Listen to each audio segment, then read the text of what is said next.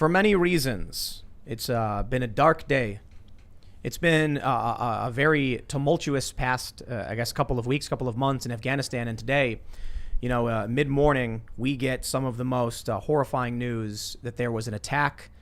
We're now getting confirmation up to, so far, 13 U.S. service members have lost their lives. And there's some crazy stuff I read. Look, I want to say with the breaking news, it's hard to know what all the details are. Different sources are giving different numbers. The most up-to-date that I've been able to find says 13 U.S. service members have lost their lives. I read one story that said that the U.S. had warned the American troops at the airport in Kabul that there was a strong possibility of a terror attack. In the morning, the UK and the U.S. advised all people, especially their citizens, to avoid the area. And these brave men and women stayed doing their jobs, being told that there is a very strong likelihood of a terror attack. Now we're learning that they lost their lives. Of course, there's a lot going around. Republicans are absolutely coming after Biden on this one. He botched the whole thing. He abandoned Bagram Air Force Base before evacuating civilians. And now we're learning that there's a wild estimate of the Americans that are still in Kabul. Some say it's only a few thousand. Apparently, some reports say it could even be in the tens of thousands, maybe 30,000. We don't know for sure. And the U.S. government, Biden administration, is not actually confirming these numbers. But my friends, I hope you are ready to be angry because it's not my intent to make you angry every day. But we have reporting now from Politico that the U.S. gave the names of American citizens and Afghan allies to the Taliban, telling them, here's the people that we want out. One defense official said they just put those people on the kill list. This is bad. It's bad. And I'm sure I feel like we're going to be in this conversation for quite a bit.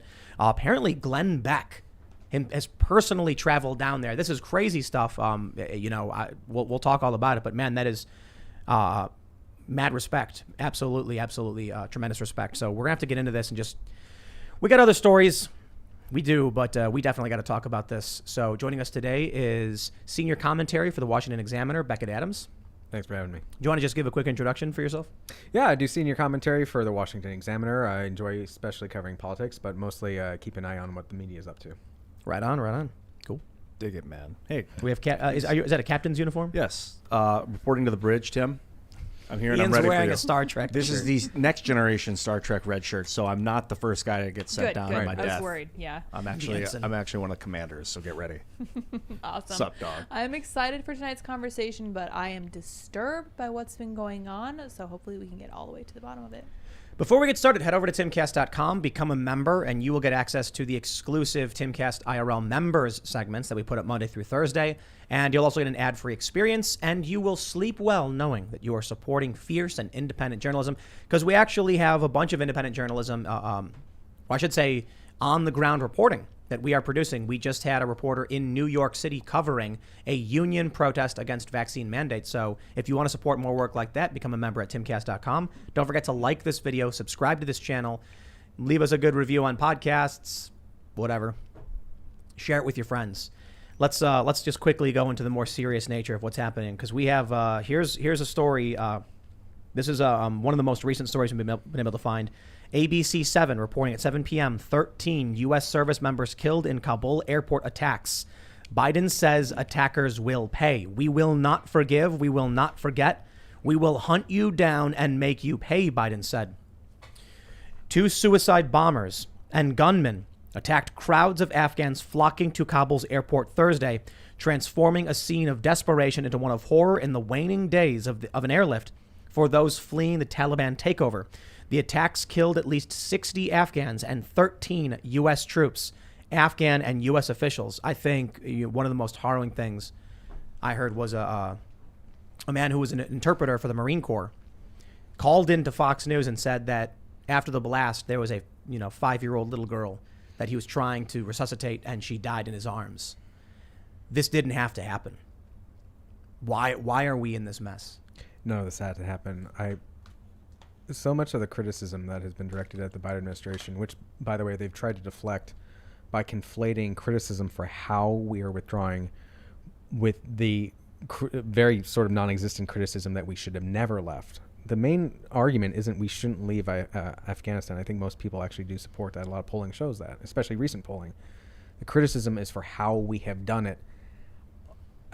in the weeks since this has happened, it has been clear that everything they have done has been made up as they go. There was no plan. They claim they planned for all contingencies. Clearly, they did not. They evacuated the military before they evacuated our allies and civilians. In the dead of night, no less. And they didn't inform the field commander at Bagram Air Base. By the way, they didn't tell the Afghani commander. They just Irish goodbye overnight. Wow.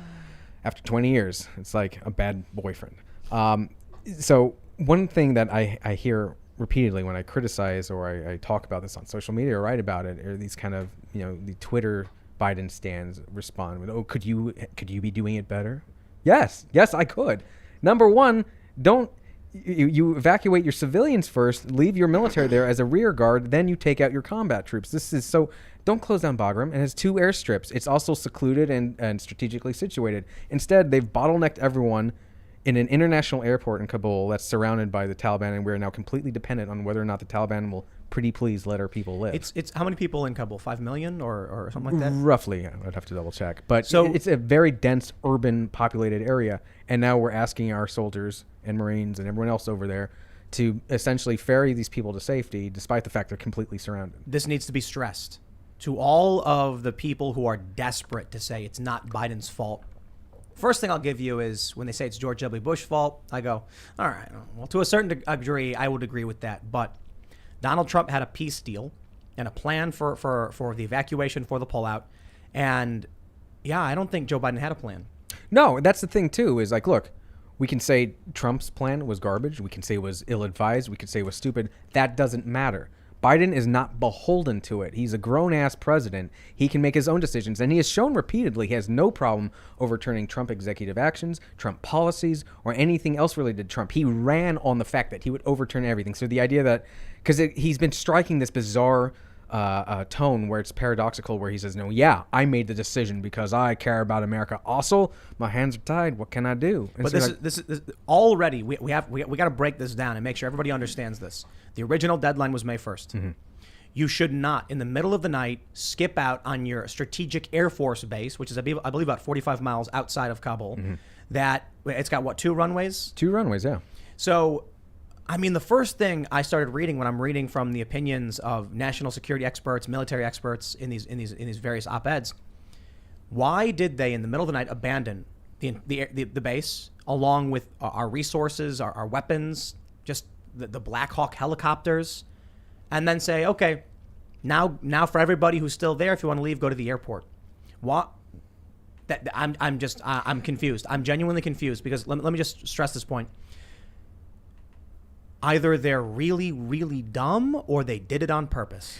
This is something we keep coming back to, where the old saying is never attribute malice to that which can be explained simply by stupidity. Hanlon's razor. Yes, Thank you. My favorite. But you looking at this is how we left military aircraft, which now the Taliban have, and they're almost certainly going to sell that to the Chinese or Russians to disseminate and study and make their own versions.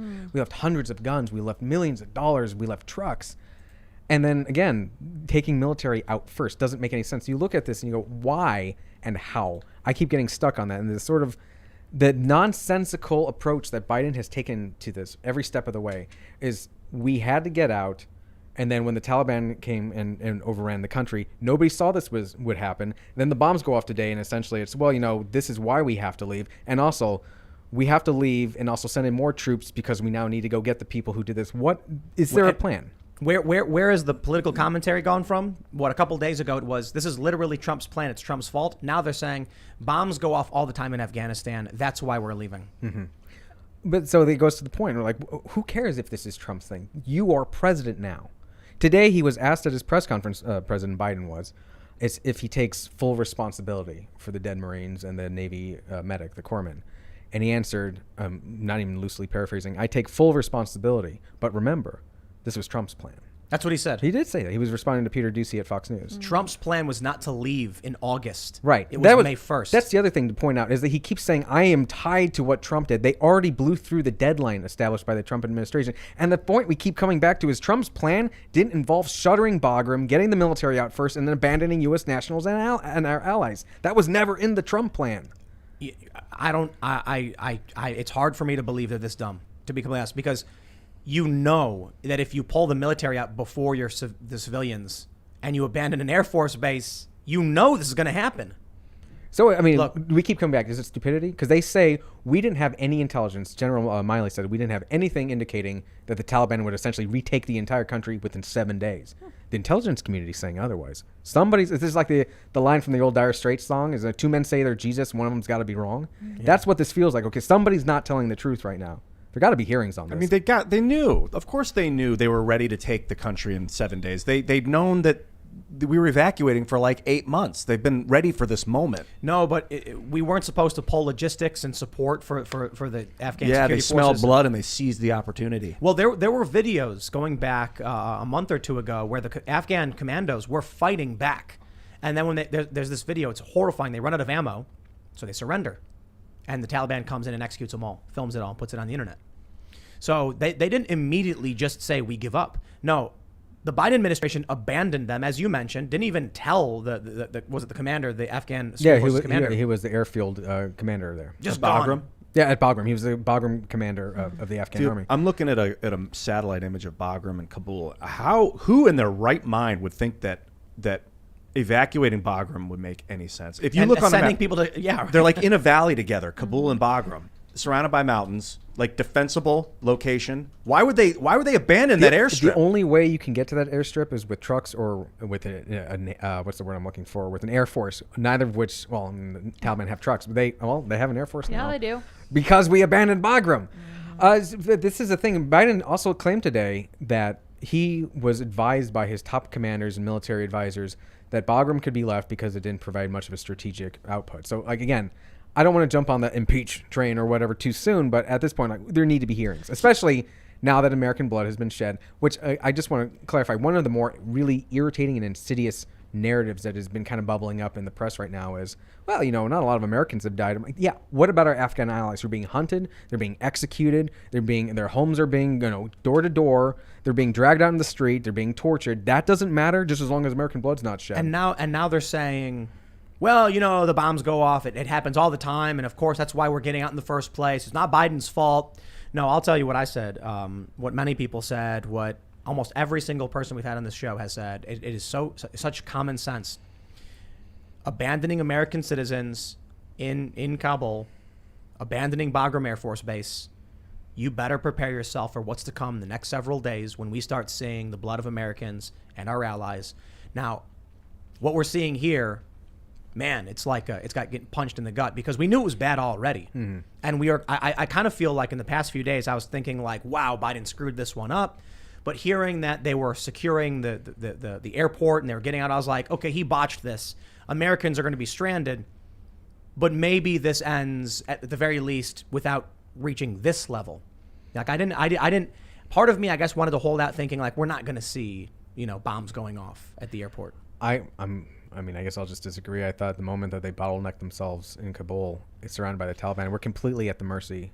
What I'm saying, emotionally, I was sitting here thinking like it's going to be okay. Like the Americans are in trouble, that I get. Our allies, they're in there, but I have a feeling like there's a chance that we're gonna at least just taper off here. It's not gonna escalate to that point. And I think it was me being, I was just naively hopeful. Well, but also, like I was saying before the show too, I think the Taliban wants to be recognized legitimately as the government of Afghanistan, so they're willing to play ball here and make sure these people get out safely. But there's lots of rogue elements with explosives that want to kill. Well, ISIS-K has claimed responsibility for the bombing today, which apparently ISIS-K is the off branch of the old ISIS. But to your point, I think a lot of us are going to have to prepare ourselves emotionally, mentally, spiritually, whatever, for if there are Americans left behind, which I guess I should add right now, the White House is very clearly signaling that they themselves believe Americans will be left behind. They will be captured, and we will see happen to them most likely what ISIS has done to their prisoners. They line them up in their orange suits and they make propaganda out of them. It's worse than that. My friends, I hope you are prepared for the next story we have for you, and I hope you're prepared to I hope you're sitting down for this. With the amount of people that are estimated to be trapped in Afghanistan, be it Afghan allies, even the citizens, but American citizens especially, who we have a responsibility to as our our brothers and sisters, our as well as our Afghan allies for sure, and to humanity in general. There's estimates between 1,000, 2,000 at the low end, where they're like, oh, there's about 1,000 or 2,000 left of American citizens we got to evacuate. Some are saying that it was, NBC News reported 15,000, then they evacuated about 4,500, so it might be 10,000.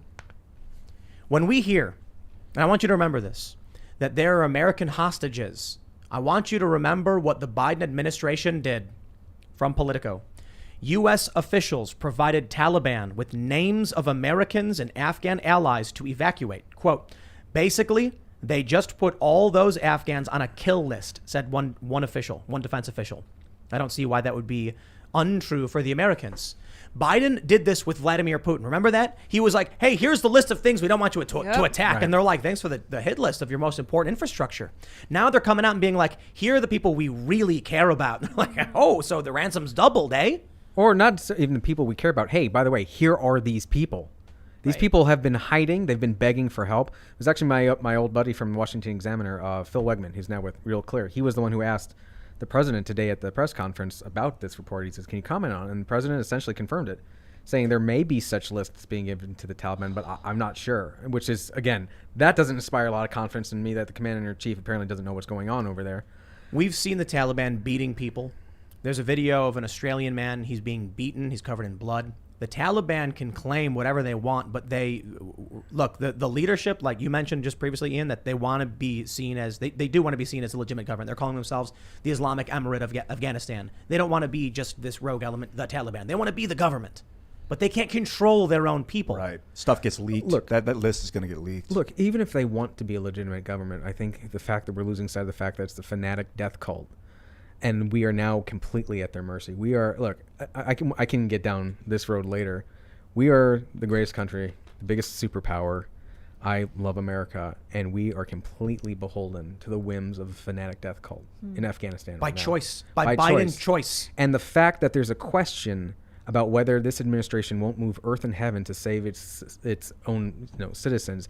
Any country or a government that doesn't make every possible effort to rescue its own people is not a country that deserves to be one. I got to read you this paragraph. U.S. officials in Kabul gave the Taliban a list of names of American citizens, green card holders, and Afghan allies to grant entry into the militant-controlled outer perimeter of the city's airport, a choice that's prompted outrage behind the scenes from lawmakers and military officials. It seems like the Biden administration is treating these people like any other country or government when they literally just stormed in, killed a bunch of Afghan security forces, started taking over cities, and they're like, yeah, here's a list of names for your checkpoints. Do you think that the Taliban checkpoints are legitimate checkpoints where they're going to be like, oh, yes, an American passport, right this way, sir? Or they're going to be like, we got an American, okay, right that way, sir. Maybe, to your point, they might for the Americans because they don't want to start another match. Who knows if Biden will actually make good on his threat that ISIS-K will be met with swift retribution. But those Afghan allies, those people are as good as dead. The Taliban will make an example out of them. Oh, yeah. Those people don't have a chance. Now they know where they are and they know they're coming. This is the one thing that I think might naively be giving me hope, that the Taliban is scared. You start going after these American citizens, and you're gonna give them an excuse for re-entry, and they want the Americans gone. They want us out. Right. The Afghans who are staying behind, well, they're the apostates. They're refugees. They should be admitted refugee status. Oh, to the United States. Our allies. Oh, absolutely. Yeah, the translators, the families of the translators. The fact that we didn't get them out first. We knew this was going to happen. We knew the Taliban would come after these people. Anyone with a target. We saw this in Iraq after ISIS came out. I got it. My brother served in Iraq as a U.S. Marine. And one of the first things ISIS did when they came to power and started marauding through the Middle East is they killed anyone who worked with the United States Marines. So a lot of guys my brother worked with are now dead. There's precedent for this. But where we're at right now is that U.S. officials actually gave the names of these people to the Taliban. That's a kill list. That I agree with a defense official. Like we can say, we're crossing our fingers that the Taliban has enough control. They're going to say, get these Americans out of here before we cause more trouble. But this list of Afghan citizens who worked with them, they're done. I mean, the Biden administration in this regard, I think is correct, and is that we have shared interest with the Taliban. We want to leave, they want us out. So they may play ball to a degree. But the fact that here we are hoping and praying, please, fanatic death cult, play ball. I mean, we put ourselves in this. The biggest, most powerful country in the world, aside from maybe China, is put itself in this position, and now we're just hoping and praying. But I'm telling you, those Afghan allies, they are as good as dead. You know how we put ourselves in this position? How? Trump was anti-elected. Could you just explain that? There was no enthusiasm for Joe Biden in the election. None. It was like 20% or something. Enthusiasm for Donald Trump was in the 90s. Enthusiasm against Trump was also very, very high. Yep. And so this is what happens when you say, we will literally vote for anything because the orange man is bad. We had a man in Joe Biden who couldn't talk, so they made up that he had a stutter. You go watch videos from Joe Biden when he was in the Senate. He doesn't have a stutter. He never had maybe when he was a little kid, I guess, fine. Now they're claiming that his inability to speak, his memory failings, it's just he's got a stutter. Stop being mean to him. No. People were willing to elect a man who was old and incapable simply because they hated Trump. And I mentioned this the other day. I genuinely believed there would at least be adults in the room. Like, okay, well, this happened, but there's going to be some adults in the room who are at least going to be like, when Grandpa falls asleep, I'll take this over and we'll finish up these documents and get a plan ready and just wheelchair him into the sun with a little burlap blanket on his lap. No, they didn't. And now I kind of understand what's really going on with this administration. That Biden's at the meeting and he mutters and stumbles, and they all just kind of look at each other and go, whatever, because all I care about is me.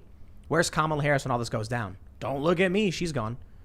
So now I genuinely believe that in this administration with Joe Biden, Milley, Kamala Harris, they don't know. They don't care. They're probably just thinking like, hey, man, I'm not going to do anything that puts me grants me the responsibility for this one. So if Biden mutters and falls asleep, we're just going to say fine.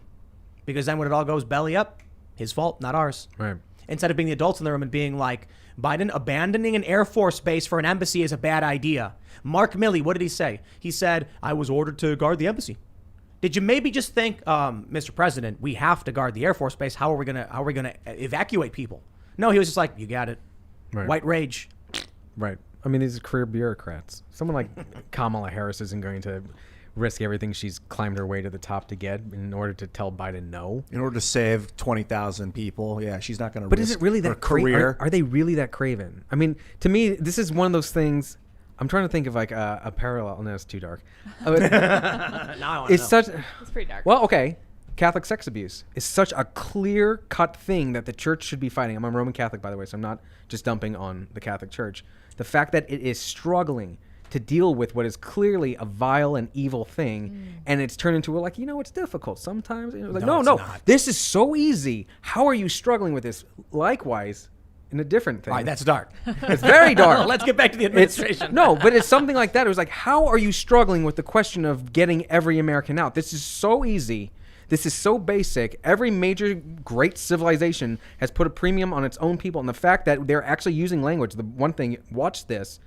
Jen Psaki and all of them are using that weird phrase, that terminology, Americans who wanted to leave. Mm-hmm. Right. They're already laying the groundwork for the Americans who are going to be left behind because they can claim they didn't want to leave. Actually, the president said that today in his press conference. He said there were a lot who didn't want to leave because they got family. And the thing is, once America pulls out and Taliban takes over, who is going to double check that claim? A bunch of American journalists are going to fly into Taliban-controlled Afghanistan? This is priorities. What has the Biden administration prioritized? Nation building. That's it. So when they decide they're going to be getting out, American citizens are not their priority at all. It's just, this was our priority. We're leaving. Fine. Everything else we don't give a damn about. But how can it not be? Now, look, let's put the moral aspect, the way that it's morally decrepit that they are dancing around this issue and hemming and hawing on the issue of saving Americans and Afghan allies. Let's look at the political issue. This doesn't go away. I know Reuters reported recently that the White House strategy is essentially to just wait this out. They think people will forget about it after it comes and goes. Yeah, after no, 13 dead. This is going to be so much worse than. First of all, it already is worse than Saigon, and Saigon didn't have people with cameras in their pockets everywhere. Yeah. You had a couple of major news wires taking photos. Everyone is going to see this, and I'm telling you, if Americans are left and they're captured and they're made into propaganda tools and killed and executed.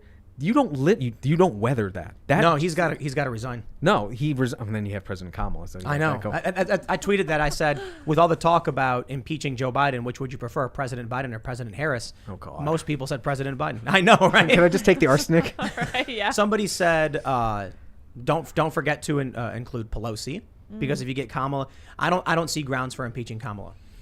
Well, it turns into this whole weird thing where the Senate is already split, so I don't even think she gets the vice president because that's a lopsided vote. That's a whole weird thing on it. So that's a parliamentarian. Well, no, you but know- we get into the issue. So what is the political angle? I can't look. The moral angle, we can maybe simplistically say they're just bad people, which I think is fairly true at this point. But the political angle is like, what are you doing? So I keep coming back to this: is why are we doing it this way? You are going to get killed in the midterms. You're going to get killed in the election. If there are images of mass groups of Americans getting executed, God forbid. Yeah. I'm not going to knock on wood like Joe Biden. Like, God, when he did that in his interview with George Stephanopoulos. Did you see knocked that? on wood? Yeah, no. When Stephanopoulos was like, was this the best way to do it? And he's like, look, it's working out. And Stephanopoulos said, there's a lot of pandemonium. And the president, I'm not making this up, said, but look, nobody died. And then he continued. I was like, oh, God, you're actually knocking on wood. Literally doing it. You want to know? So politically, You wanna know- why are they doing this? There's no upside to what they're doing. There's no rhyme or reason unless chaos is the answer. Because Biden is incompetent. He is well past his abilities to do this in his age, and the people around him are just sitting there waiting to scoop up the scraps. It's almost like there's no one there to actually support administration. That's why I say Trump got anti-elected, because this is not an administration. They're not stepping up and saying, Biden, let me take care of this. Let me try and fix some of this. They're just sitting there. I'd imagine Kamala Harris is sitting behind the curtain with a grin like, oh, it's almost my time. This is exactly what I was hoping for. You want to know, out of everybody, who's actually doing stuff for the people in Afghanistan? This surprised the hell out of me. Well, Glenn Beck, I hear. Glenn Beck. Check out this story from The Blaze. Glenn Beck travels to the Middle East, shares updates from Afghanistan rescue efforts, and photos featuring scores of Afghan Christians boarding private planes. Glenn Beck is an extremely wealthy man. He has absolutely no reason. He doesn't need to do this to prove anything to anybody. He's not gonna bolster he's rich already and successful with a massive brand and a massive company. And he's doing this because, in my opinion, he means it. And he's doing something good because he can. That to me is incredible. Some other people, there's a lot of organizations that are fighting for this as well, that are trying to get people out. We saw that one individual, I think his name was Matt Zeller. Was that his name? Yeah, Matt Zeller. Yeah. He appeared on MSNBC talking about how they've been warning the Biden administration. He's a former for Afghanistan years. veteran, by the way. That's right. About our allies who need our help. I could not imagine, being somebody who served over there, who met a lot of good people, who risked their necks to help you secure the city, stop terror attacks. And then when you leave, our government says, oh, that guy you knew and worked with for a few years, your buddy, we're going to leave him to die. Mm-hmm. But not to rehash all that. We got this story about Glenn Beck. This is really incredible. The Blaze reports, and The Blaze is Glenn Beck's outlet. Conservative firebrand Glenn Beck and the Nazarene Fund's incredible efforts in rescuing Afghan Christian refugees are paying off, and Beck and the Nazarene Fund together have been able to free scores and scores of people from war-torn Afghanistan. Absolutely amazing. At the time of this reporting, the Nazarene Fund has raised more than $30 million to aid in the rescue of Afghan refugees. In an early Wednesday morning Instagram update, Beck wrote, I cannot specify for international relations and security reasons exactly where I am today, but I am in the Middle East at the home base of operations for the Nazarene Fund. I will try to join radio podcast right at the top of 9 a.m. on the Blaze. So I'm not sure he's actually in Afghanistan himself. He may be at like the ingestion center, which could be only a few hundred miles away, just over a border or something, maybe Uzbekistan. He hasn't said where. But regardless, for him to go and do this, I think is absolutely incredible. And the people who are able to do it, it's absolutely amazing. They say late Tuesday night, Beck shared a video of himself in what appeared to be a plane, in which he said, just got a briefing a few minutes ago on what's been happening today and what's been going on overseas. We are still moving people at this point.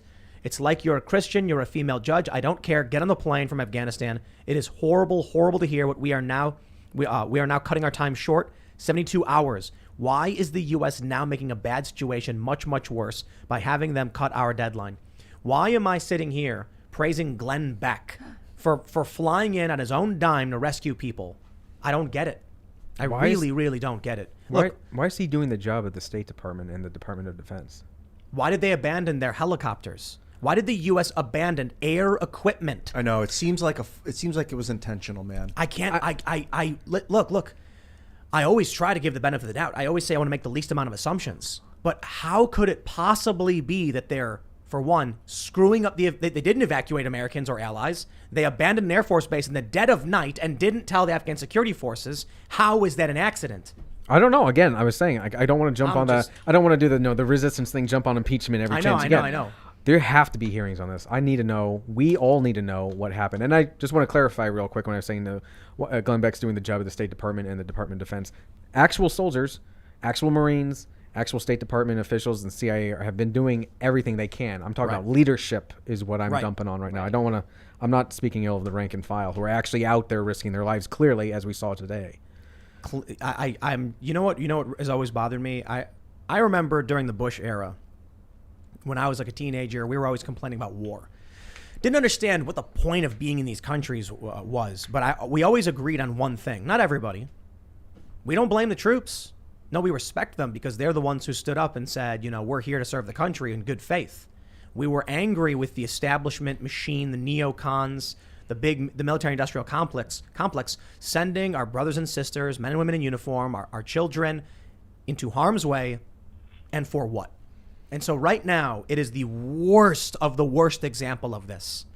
13 U.S. servicemen and women are dead because, for one, the nation building, and two, when they were exiting the country, they just did not care.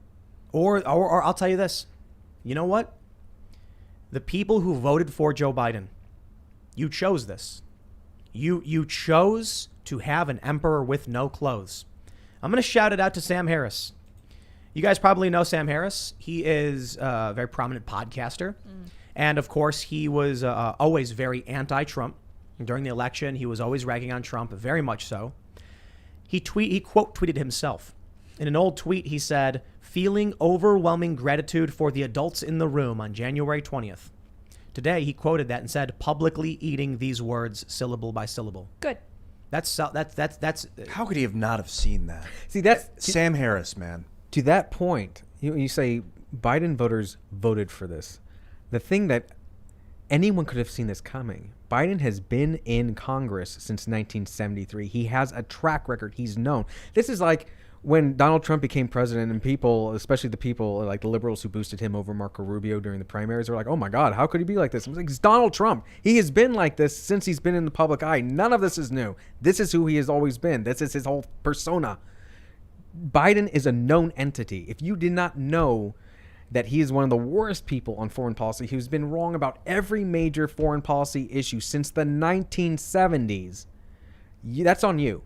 It was on you to do your research, to listen. But to your point about being unelected, trumping anti-elected. That's the thing. I can't remember. It was a guest on your own show who was talking about this. But one of the things that the press did, and a quick sidebar, I will say one thing that's really impressed me, as much as anything about Afghanistan has impressed me, the press coverage has actually been really good. It's been thorough. It's been damning. It's been completely just straightforward. They love war.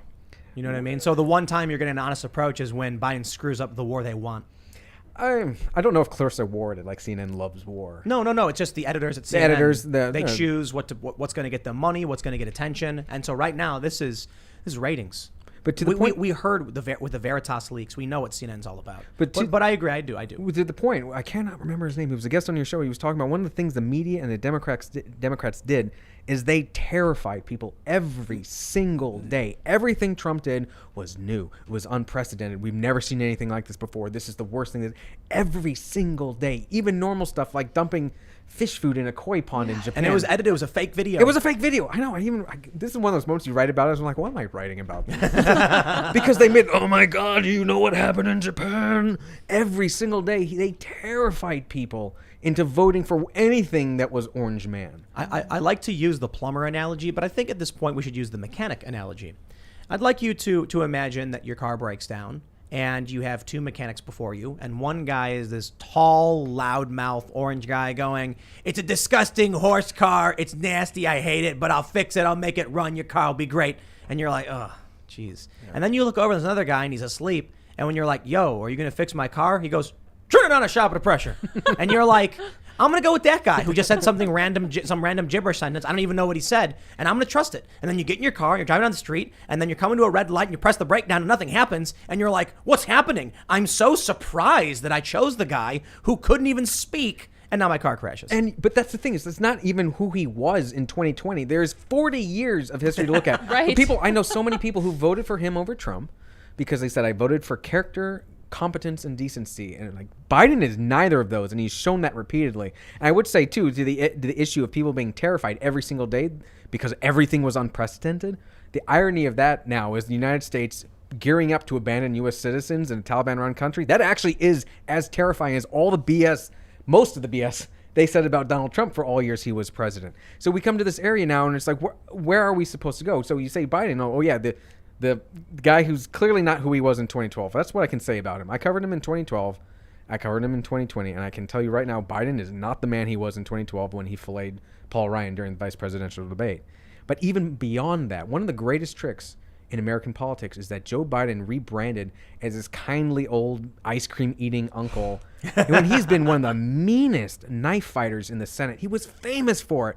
And for some reason, people who've been covering Congress and the United States and U.S. politics for much longer than I ever have just went along with it. Old Grandpa Joe loves his grandpa and his pa in Scranton. And I was like, what? We all know who he is. We've seen this over and over again. He is a ruthless, cunning, self-serving, money-grubbing Plagiarist. Plagiarist. Oh yeah. I mean, he made over up and over again. He had to he drop embellished out. a story about his own wife and daughter died. Yeah. Who does that? He claimed the man. Sociopath. He claimed the man was at fault and drunk. None of that was true. He's a sociopath. He's a bad person. And I know people in 2020, after 40 years of facts and details in history going, I voted for character. Where? What character? Trump was a character. Trump had a lot. Man has too much character. Yeah, that's right. And you know, all the things they would say about Trump, it's like the big problem is, listen, man, to all the Trump haters, I'm like, I hear you on a lot of it, but bro, when you come to me, like I would sit down with someone and like, why do you dislike Trump? 7 out of the 10 things they said were fake news. Did you see what happened with Shinzo Abe when he's like just dumping? He's making us look bad. I'm like, oh, you mean when he did what Shinzo did first? Like Shinzo dumped the food in, so Trump said, okay, and then followed suit? You're blaming him for that? Well, he's meeting with dictators, and I'm like, negotiating peace deals with dictators is a bad thing now? Obama did it. You met with the Castros. Which I I didn't care for. I'm not saying that's necessarily good, but the idea is that this is unprecedented. We've never seen this before in their history. I'm like, what? Right. Slow You down. always negotiate first. I mean, you can The always very fine people hoax. betray your allies if the worst case scenario, you know. The very fine people hoax. Jeez. Joe Biden used to launch his campaign. Yeah. A lie. I did, for 2017, I did a database of all the bogus and sloppy and just flat out false reporting of the Trump administration. And it ended up being about a 13-page document if you print it out. And I stopped after 2017 because it was too much work. Wow. There was so much nonsense to the point. And even now, people are continuing some of it. Drawing a blank on his name. He's this presidential historian who works for NBC. Is still railing against Melania Trump's renovation of the Rose Garden, talking about how she made it into some weird sort of fascist icon, and she just returned it to the 1962 Kennedy blueprint. And he's like, she's destroyed what Jacqueline Kennedy made for us. Remember when CNN reported that Trump's salt and pepper shaker was larger than everyone else's? How are these stories? And it wasn't even necessarily Trump's pepper shaker. It was like in front of him to the right was like 2 larger square shakers, and then to his left was like smaller ones. And they're like, look, it's bigger. It's like, I'm sure everyone's Trump doesn't have like his own. He pulls out of his coat and he's like, it's mine. I remember once looking up, and CNN had a Chiron, and it said, Trump gets 2 scoops of ice cream. Yes. And I was like, go turn cartoons on literally anything else. What am I watching? To be fair, though, that woman does these. Like, her whole gag is that she does goofy, funny Right. reporting stories. But the problem is that all of CNN started to look like all of her. No. All of CNN picked up the story, and then I ended up seeing. I don't know which show it was, but they were like 2 scoops of ice cream, and then they ran the story. I'm willing to bet Jeff Zucker was like, hey, that actually plays well. Can you re-roll it like in the next show? You know what Jeff Zucker? Is he out at CNN? He's still there, right? He's still there. Do you know? So for those that aren't familiar, he's the president, I believe, right? President of CNN. Yes. Well, I'm getting hazy. It's chief something or other of it. What was his job before CNN? NBC. And what did he produce at NBC? The Apprentice. That's Which crazy. is a Donald Trump joint reality venture. TV show. I've written about this. Jeff Zucker's stewardship of CNN has turned CNN has WWE-ified the Yep. news. It's all about heels and faces. You got the good guys and the bad guys. And tonight, Don Lemon's going to take on parents who love their children and don't want them to be masked. Like last night, he was like, just because you have kids doesn't mean you should have them. Yeah, I said it. Like, this isn't new. What? Just because you have kids doesn't mean you should have? Yeah, I'm not making this up, by the way. He was Like, railing the state against... should take your kids from you? He was railing against parents who are anti having their kids masked for 8 hours a day in school. And the big line that people on Mediaite wrote about and stuff was, just because you have kids doesn't mean you should. Period. Yeah, I said it. Wow. Like what, this isn't even analysis. You just... I can't even say the word. You just... What is this? This is like... WWE-ifying. Right, WWE-ifying. That's not fair, though, to WWE. Yeah. Because WWE is over-the-top fun. Also, as I've written before, WWE also has the courage to admit what it is and Right. doesn't pretend to be anything else. But when I watched this clip recently, I don't know when it's from. I don't watch it. But it was John Cena's birthday or something. And do you know this clip? He like walks out and everyone's like pointing and he's like, he looks over and there's a present and he opens it and it's a folding chair. Like, I haven't it's seen funny. It's funny. K-fobbing. It's also fake. Yeah, they know. Right, but that's the thing. CNN, WWE is fake. Yeah. But CNN hold is on. not. Hold CNN on. is supposed to be I real. don't like the word fake when talking about wrestling because it's entertainment. It's fiction. I'll put Yes, it that way. It's yes. fiction. CNN is not supposed to be fiction. right, but that's the thing. They have the same approach, which is heels and faces. There's good guys. And since Donald Trump left office, their ratings have tanked. It's been across the board. People don't know what to talk about. That's why you find the next thing. They've been focusing on Tucker Carlson and Fox News. And Fox News has to be the new Trump because Trump's out of office. Oh, So- they've tried. I love it. Brian Stelter is like, who he keeps trying to pin it on someone else. Is Tucker Carlson the new Trump? I don't know. And then who else did he accuse? They went after Marjorie Taylor Greene. It didn't stick. They go after Tucker Carlson. It doesn't stick. Yeah, they found a new person. It seems like every They week. try to accuse someone else of being the new Trump because they are desperate to find a Trump. Right. There's only one stone cold Steve Austin, though. Yeah, I'm sorry, you exactly. just can't replace him. And you see this in the news. You see this in MSNBC. Honestly, if you told me in 2016 that MSNBC would be the slightly more reputable network than CNN during the Trump era, I would have said you're crazy. But I have to say it, MSNBC actually was more reputable for all those years. Wow. But all this kind of seems almost beside the point. But this goes to, we have the president who we have now because people were told they needed to be terrified of the other guy because the stuff he did was dangerous and going to get everyone killed. And the irony now is we're looking at a situation where a lot of people, God forbid, just keep praying, that doesn't happen in Afghanistan. And this is what we're at. And I find myself, look, I don't blame Biden voters.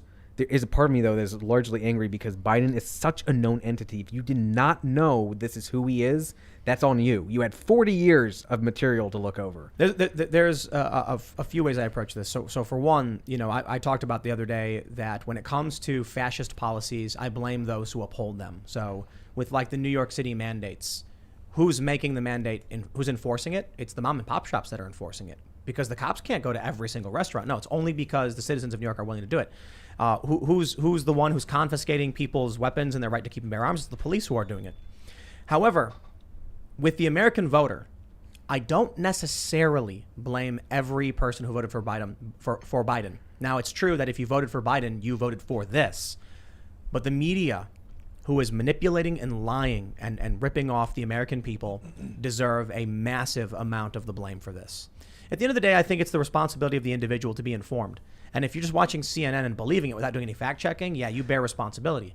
But how do you deal with CNN, MSNBC, and their outright lies over and over again? Look, man, never been a big fan of Fox News.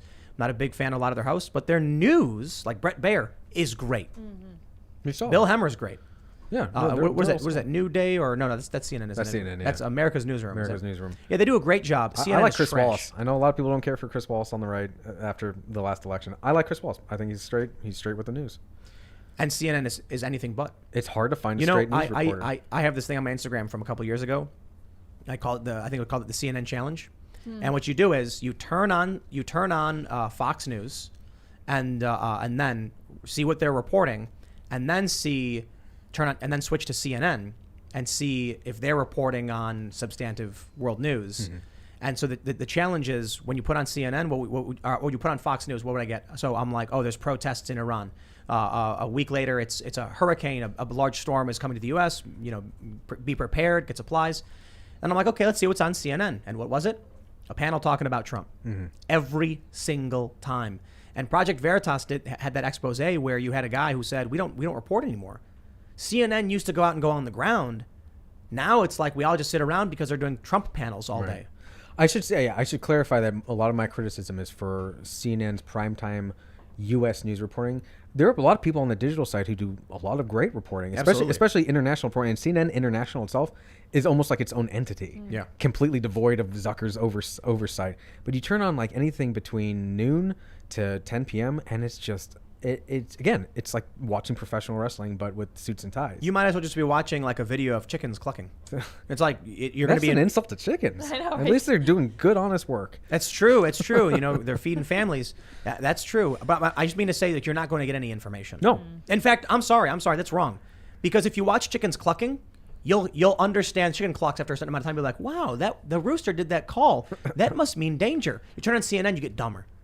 You get less informed. You get misinformed. And then they blame everyone else for their problems.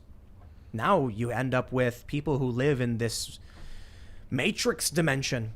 The problem, look, I don't mind a press that's opinionated. I've long time said the idea of an impartial press is kind of a BS idea. Really sort of popularized in like the early 19th century. The idea that, you use minimal words and all that was, a lot of it's about saving ink and paper. Yeah. I don't mind if you have an opinion or a slant. Just be honest with me.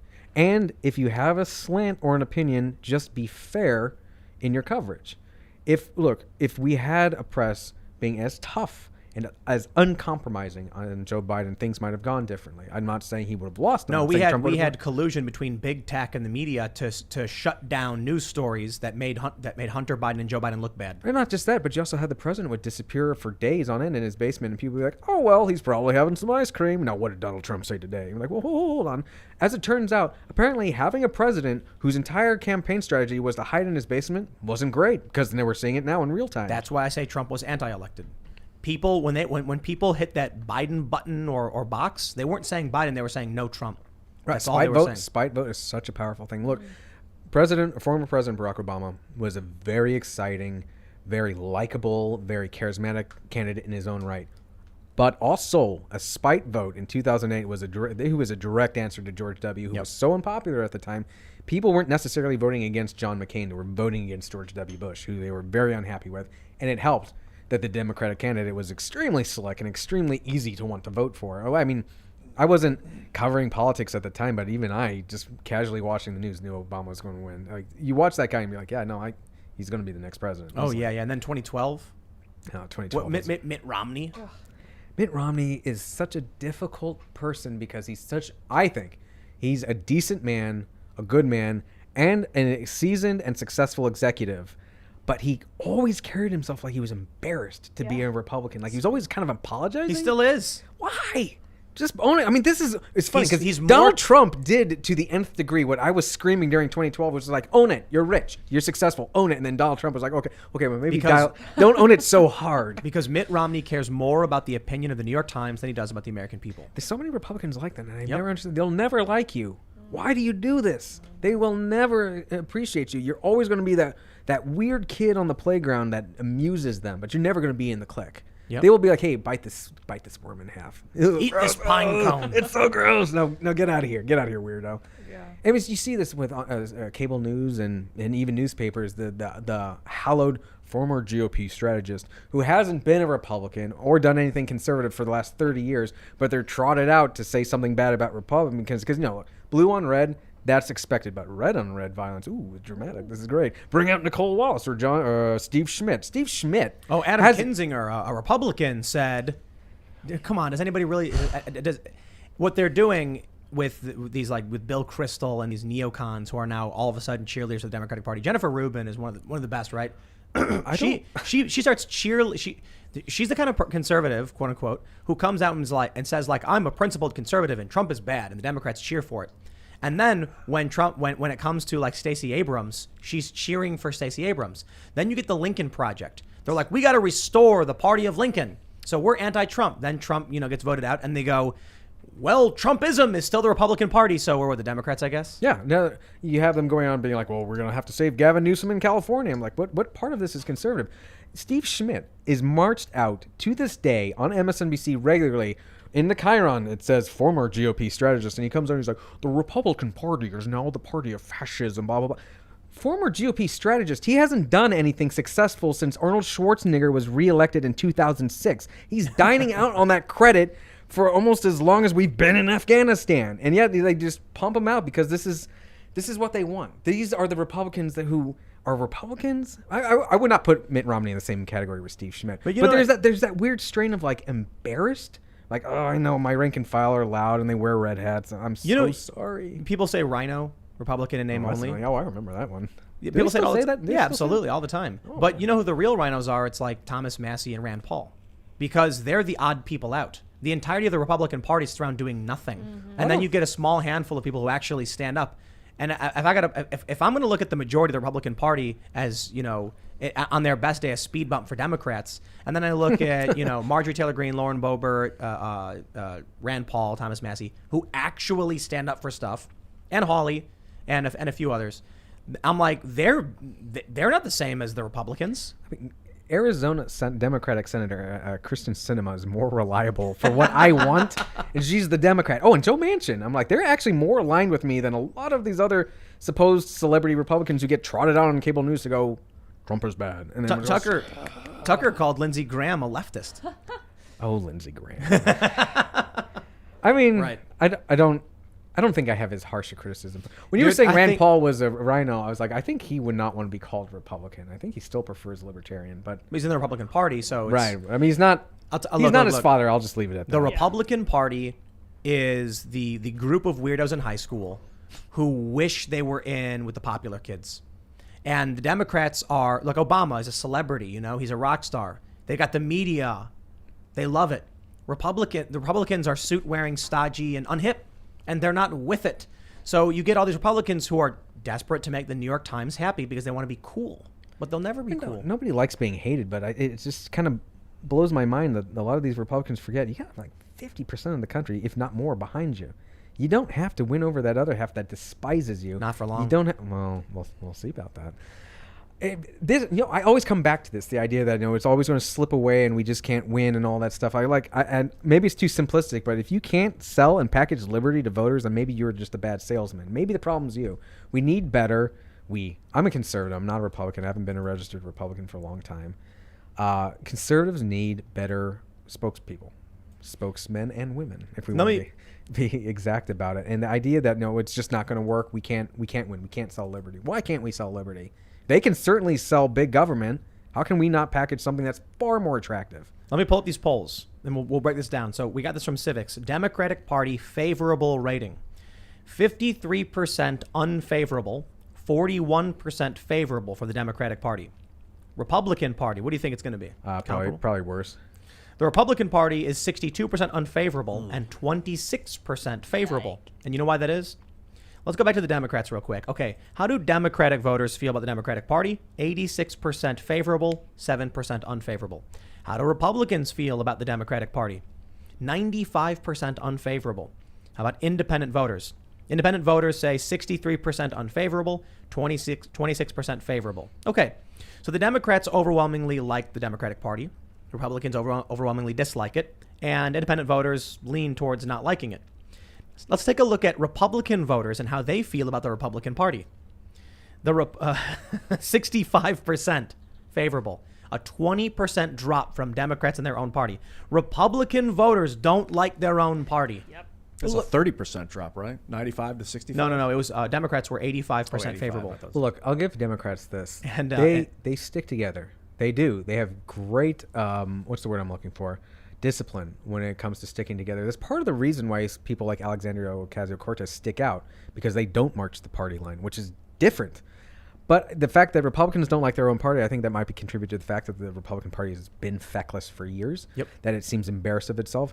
But I also suspect a large part of it might have to do with the fact that conservative voters tend to be highly individualistic, and they're not beholden to a tribe or that sort of loyalty you might see from the team that believes in sort of like the collective, like the Borg floating through space. Not to say Democrats are the Borg. They are. I love I Democrats. So. Well, Democrats are. God the bless Borg. them. What's the old Reagan quote? It's not that they're wrong. It's just they know so much that isn't true. Yes, that's great. But so I'm not surprised. I think even during good years, I think you would still find high unfavorability with Republicans, because I think part of being a conservative is not being a part of a tribe or beholden to it. So if you got some qualms with it, you're going to say it.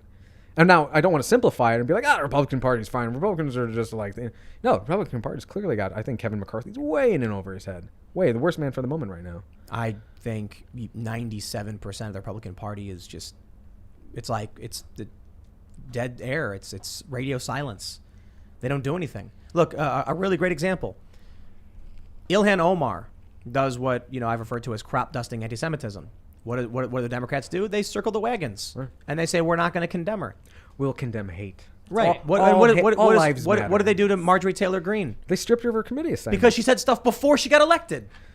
Yeah, the no. Republicans are sitting there as the losers, and the bully Democrats are like, you want to be with the cool kids? Well, then you got to go pick on that weirdo. And they go, yeah, whatever you say, Democrats. And then they start, look, are we cool yet? We're insulting our own friends.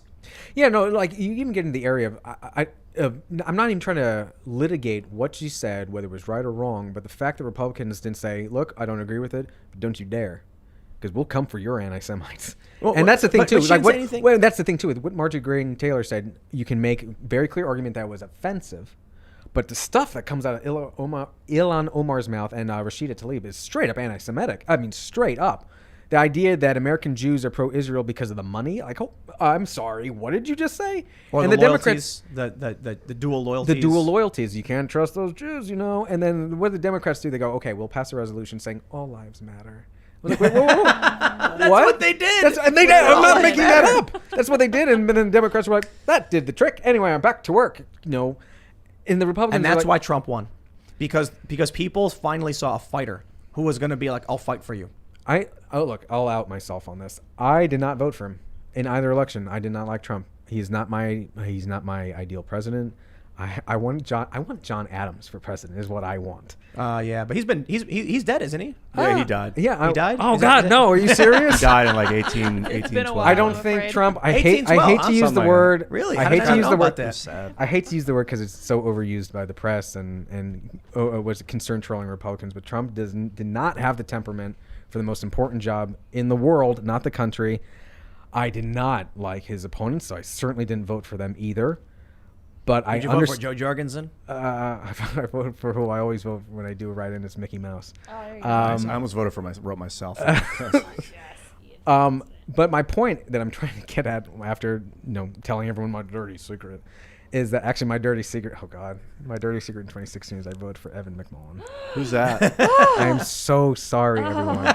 He had one job, which was don't embarrass me, and he couldn't even manage that. Guy couldn't even manage a cup of coffee. It was just a protest vote. I knew he wasn't going to win. I didn't particularly care for the guy. I was trying to register my protest that neither one of these candidates deserves my vote because I don't think either one of them deserves the office. Now, what I can say is the Trump presidency was way better than I thought it was going to be. I think we being conservatives benefited from the fact that he did surround himself with a lot of good people. He was actually great for pro-life issues. He was great on foreign policy.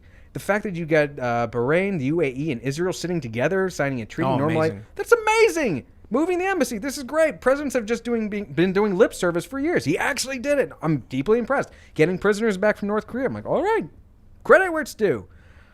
The thing, though, is that even having him, I think I would prefer him right now to the thing that's already in office. Yeah. I can't lie. No, I didn't vote for the guy, but I think I would prefer that because what's happening now, I don't think would have happened under Trump's watch. No, it wouldn't have happened under Kamala Harris either. Biden's gone, man. He's got 2 days. He can see 2 days ahead. He slurs his words. He misspeaks words in his national addresses. He trails off. He's not a military guy ever. He never was, and now he's like a deranged or like a demented. It seems like he's edging towards dementia, or if it's not. And he's in military command. Is that the answer to our question, the why, which is that an incompetent man is in charge and he's completely surrounded by yes men. Not a single person will challenge Mark him. Milley wouldn't take the risk because he doesn't want his career to get trashed a month before he retires. It's as simple as that. That's why what's happening is happening. One of the symptoms of Probably. dementia is outbursts of rage. Yeah. Because people who are losing their mind get frustrated because they're desperately trying to hold on. And so, imagine you're having a conversation, and in your mind you're thinking, I would like to talk about, my dog Fido, and then you're talking, and all of a sudden your mind goes blank, and you get angry now. You get it, so you look at some of these things where Biden has snapped on reporters. Remember when he went to that guy and he started yelling at him over and over again? Hey. Yeah, and he's done things like that a lot. It's because he gets asked a question and he's like, it's like you mentioned, back in 2012, how he tore up Paul Ryan, and now imagine being that guy who's winning these elections for decades, and now you're sitting here unable to speak at the podium. You're gonna get frustrated and angry. I only thing I would say, maybe slight pushback on that, is it goes back to my earlier statement about we have a track record of Biden. Biden has been snapping on reporters for decades. That's True. actually how he usually interacts with an uncomfortable or unfriendly question. He's always been an expletive that I won't say on the air. He has always been mean. That's not new. Big jerk. This goes back. He's a big meanie. This goes back to what I was saying earlier. The idea that he was able to rebrand himself as this kindly old man, and everyone went along with him. It was like, no, he was famously mean, famously short with people, famously curt, rude. And then he just It was, just like us. Didn't Mitt Romney like strap a dog to his car or something like that? Oh my gosh! Yeah, they went for. Do we want to litigate this one? They went for a long car ride. The dog had diarrhea, so they put it in the dog carrier on top of the car. And her name is Gail Collins at the New York Times. I want to say she wrote about 30 articles about it, 30 different columns talking about that dog on the roof. Amazing. I mean, look, I've never owned a dog. Where do you put a dog that has diarrhea for a car ride? In the carrier? Oh. Ooh, do you put it on the car or in the back? Put it in the car. Ooh. It's a dog. What do you do with a baby? Well, baby doesn't have fur. That's true too. It was in a carrier. It was in the carrier, but apparently putting the carrier on top of the car is very bad. I guess. Would you not put a dog on? I don't know. I just thought of that. I thought it was a funny story. Oh no, we can litigate all of this stuff. Well, so right now we've got this story from the Hill. Hawley Blackburn call for Biden to resign. There's been other insinuations that he should be impeached if he doesn't resign. But then what do? Do we do President Kamala Harris? Yeah, please. Anything is better than this guy right now. It's military. He left thousands of people behind. That's right. And they said they didn't want a Black Hawk Down moment. They didn't want to send in. This is like the Iranian hostage thing, which was the biggest. Was 52 people, 52, and already 13 people have been killed. Times 100. Like people didn't die. No one died in that scandal, that hostage scandal that I know of. They were rescued. These people died already. Right. I sound like Jimmy Dore. I'm evoking Jimmy. I love you. These are U.S. troops who were there, knowing the risks. Or they were affiliated with the troops. They weren't all troops, right? They were military. No, there are 13 dead U.S. service members. On top, no, there were Marines and a Navy medic, corpsman. Mm-hmm. And then there are also civilian casualties, although I don't think we have the numbers on the civilian casualties yet. Imagine a bunch of Afghani, by the way, is the currency. Yeah. I know people keep saying that when they try to say the plural. Right. It's Afghan. Plenty of civilian Afghans, I believe, died in the attack. Imagine serving on a ship with a captain who's, let's just call him sporadic. And you're like, I'm here to do my duty. And then the people who are on shore are like, hey, we're going to put this crazy old man up in there. I can't imagine what it must feel like for a lot of these guys who are like, I'm going to do my best, but they know deep down they're in trouble. Because if Biden can control your ship, he fires at the enemy ship and he misses. And he thinks about how to do it again. He's got people. And then your ship gets hit with a artillery round. And then all of a sudden, everyone realizes they're going to die. And that's what people don't understand can happen in reality if you're lazy with military. They didn't think about any of this when, look, Joe Biden campaigned to be president. He said, I want that job. He knew Trump negotiated this deal to withdraw. Biden said, I want to be in charge of the world's most powerful military. And a bunch of people said, I would like that man to have control of the world's most powerful military and to oversee our withdrawal from Afghanistan and the Middle East. And this is what they voted for. He's been running for president since the late 1980s. Oh, yeah. He's been wanting this. By the way, Yeah. I mean, him being president the way he is like, you ever see that old Twilight Zone episode where the guy's finally alone to read all the books he wants, Yes. but he breaks his glasses? You spend your entire life, most of your entire life, you spend a lot of your life trying to be president, and you finally get it, and it turns out you are too incompetent to even execute the basic duties of your office. It was time now. It was my time. It's not fair. This is not fair. Come on, man. I'm a president. Here's the deal. But so, like, to your point, if it's just sheer incompetence, maybe Kamala could take up. But the thing, though, is this is status quo stuff. He's not going to get impeached. He's not going to resign unless he's not fit for command, though. You've got to relieve him of command. I think you'll have to drag him from the Oval Office with his teeth marks still on. He doesn't want to leave. 25th Amendment. Kamala Harris, what if she comes out, because 25th Amendment requires the vice president to come out and say the president is not competent, and then Pelosi set up that panel. They were expecting this. I don't know. Look, you were saying earlier that, behind the curtain, Kamala's like, it's my time. I don't know. Have you seen her recently in some of her public appearances? She's got I don't want to be here right she now. looks shaken. I mean, not just shaken, but man. like she sees what's happening, and you think she wants to be in charge of this, the cleanup after this? Would you want it? I wouldn't want it. I would do it, but I mean, I don't would want do it. it. I would take it if it was there and it had to happen. So that's what I'm saying. hold on. That's what I'm saying. Is she going to, work behind the scenes to take this? And I want to clean this up. Here's the difference. Ian, you and Kamala both don't want it. You don't want it because you don't want to be in charge. You don't want to have the power, but you're willing to accept responsibility to do the right thing to fix the mess. Kamala doesn't want it because she doesn't want to deal with the mess. She just wants the power. You see how that works? She wants the title. Kamala all the front line. Kamala Harris doesn't want to deal with the crisis. She just wants the power. Well, then she's not fit for command either. Exactly. But you keep saying not fit for command. It extends beyond Biden. Maybe Biden is an F-up who doesn't understand foreign policy, as he's shown for the last several decades. But the generals, this is literally their job, is knowing this stuff. Who signed off on all this? Who okayed it? Who didn't push back? I mean, Millie didn't push back. But Millie can't be the only one. Who else? So many. How He's many? the head Does there of the need to Joint be Chiefs. a cleaning of house? They were too busy dealing with white rage, Yeah. Well, I want to understand. You want to hear about white rage? I got some white rage right now over this. Yeah. Write General Milley about this. I don't know where it goes from here. I don't know. Doesn't end well. Who's responsible for this? Who makes the call of where the money goes? Ron Paul's the Federal still Reserve. Ron. He's such a funny character. He's one. He's one of those guys that before, when I first started covering politics, it was like, this seems like a goofy little man, and then repeatedly it was like, oh, he was right about that. Yeah. and be like, well, I didn't doubt him. I'm like, oh, I did. I mean, it was the one big one. I'm sorry, I know this is a total tangent. Was out at the Fed, and I was like, this is silly. And then the Fed's like, you absolutely will not audit us. I'm like, well, okay, well, why not? Yeah. Okay, now you seen Casino? Remember when Sharon Stone asks her husband Robert De Niro for money because she wants to go see her pimp boyfriend, and she doesn't want to tell her husband that, but she asks for like $15,000, and he's like, what for? And then she makes a big stink. She's like, I shouldn't have to tell you what. And he's like, and then the line, and I'm always reminded with this stuff, he's like, well, I wasn't interested, but now I am. Yeah. That's how I feel with a lot of the stuff that Ron Paul has talked about. I'm like, I didn't really have a strong opinion on this, but the fact that you guys are so reluctant to do this now I'm very curious. I got to be honest. I'd take a President Ian right now. Same. I'd take a President Tim. Oh, I Oh, wouldn't for want to be sure, president, yeah. though. I don't want to be president, but I want to be vice I need president. military There you go. strategy I just- at the top of the game right I just now. want to be vice president. Just travel the world, shake hands, try new food. Be great. We'd be better off with Rick Smith from Dubuque, Iowa, who's like a local plumber as president. It's the old Buckley saying, is like, you'd be better off being ruled by 3 random names from the phone book than most of these eggheads. And that's Yeah. people can. You think you can do this better? I'm like, yes. Me and 3 completely random people could probably do what's happening in Afghanistan better.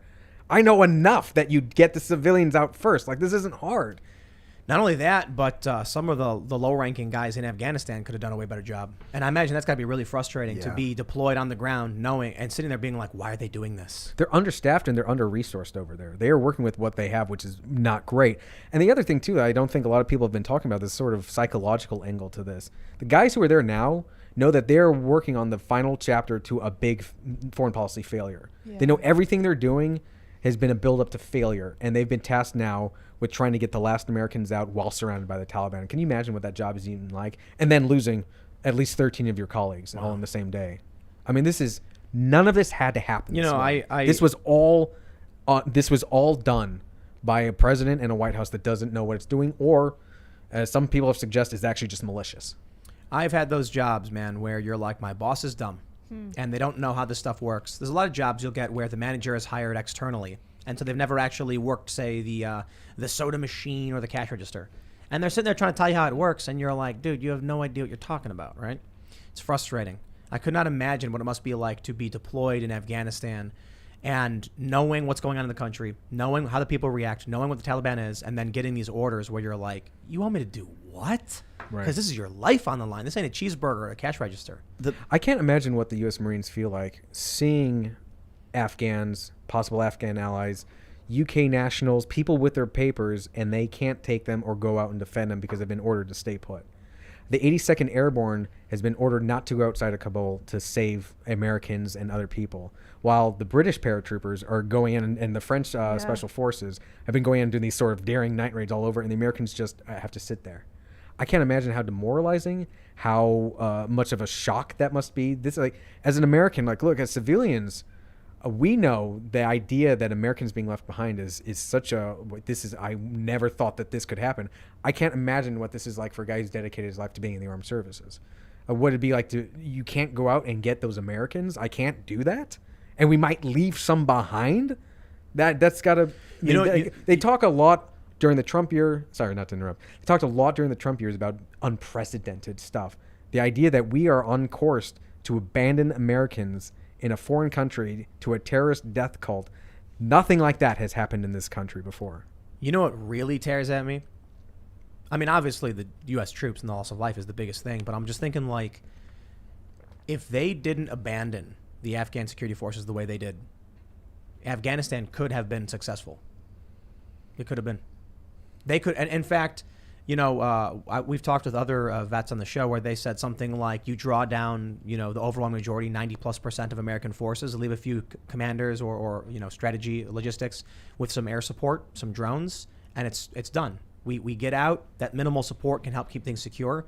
And then I look at what happened with evacuating the Air Force bases in the middle of the night, not informing the Afghan security forces.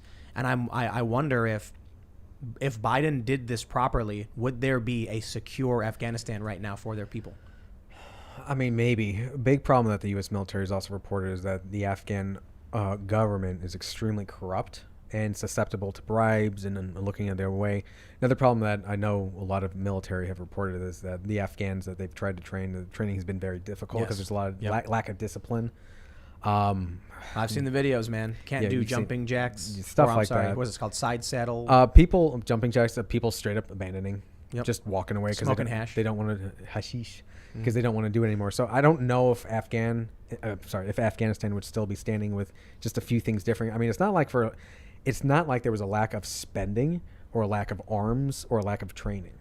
So maybe it would stand, maybe it would fall. But when the White House keeps saying we plan for all contingencies, apparently Afghanistan falling to the Taliban was not one of those contingencies. And how you overlooked that, despite everything you were being told by your guys on the ground about how difficult it is to train them and how corrupt the government is. Well-known corrupt. Everyone knew that.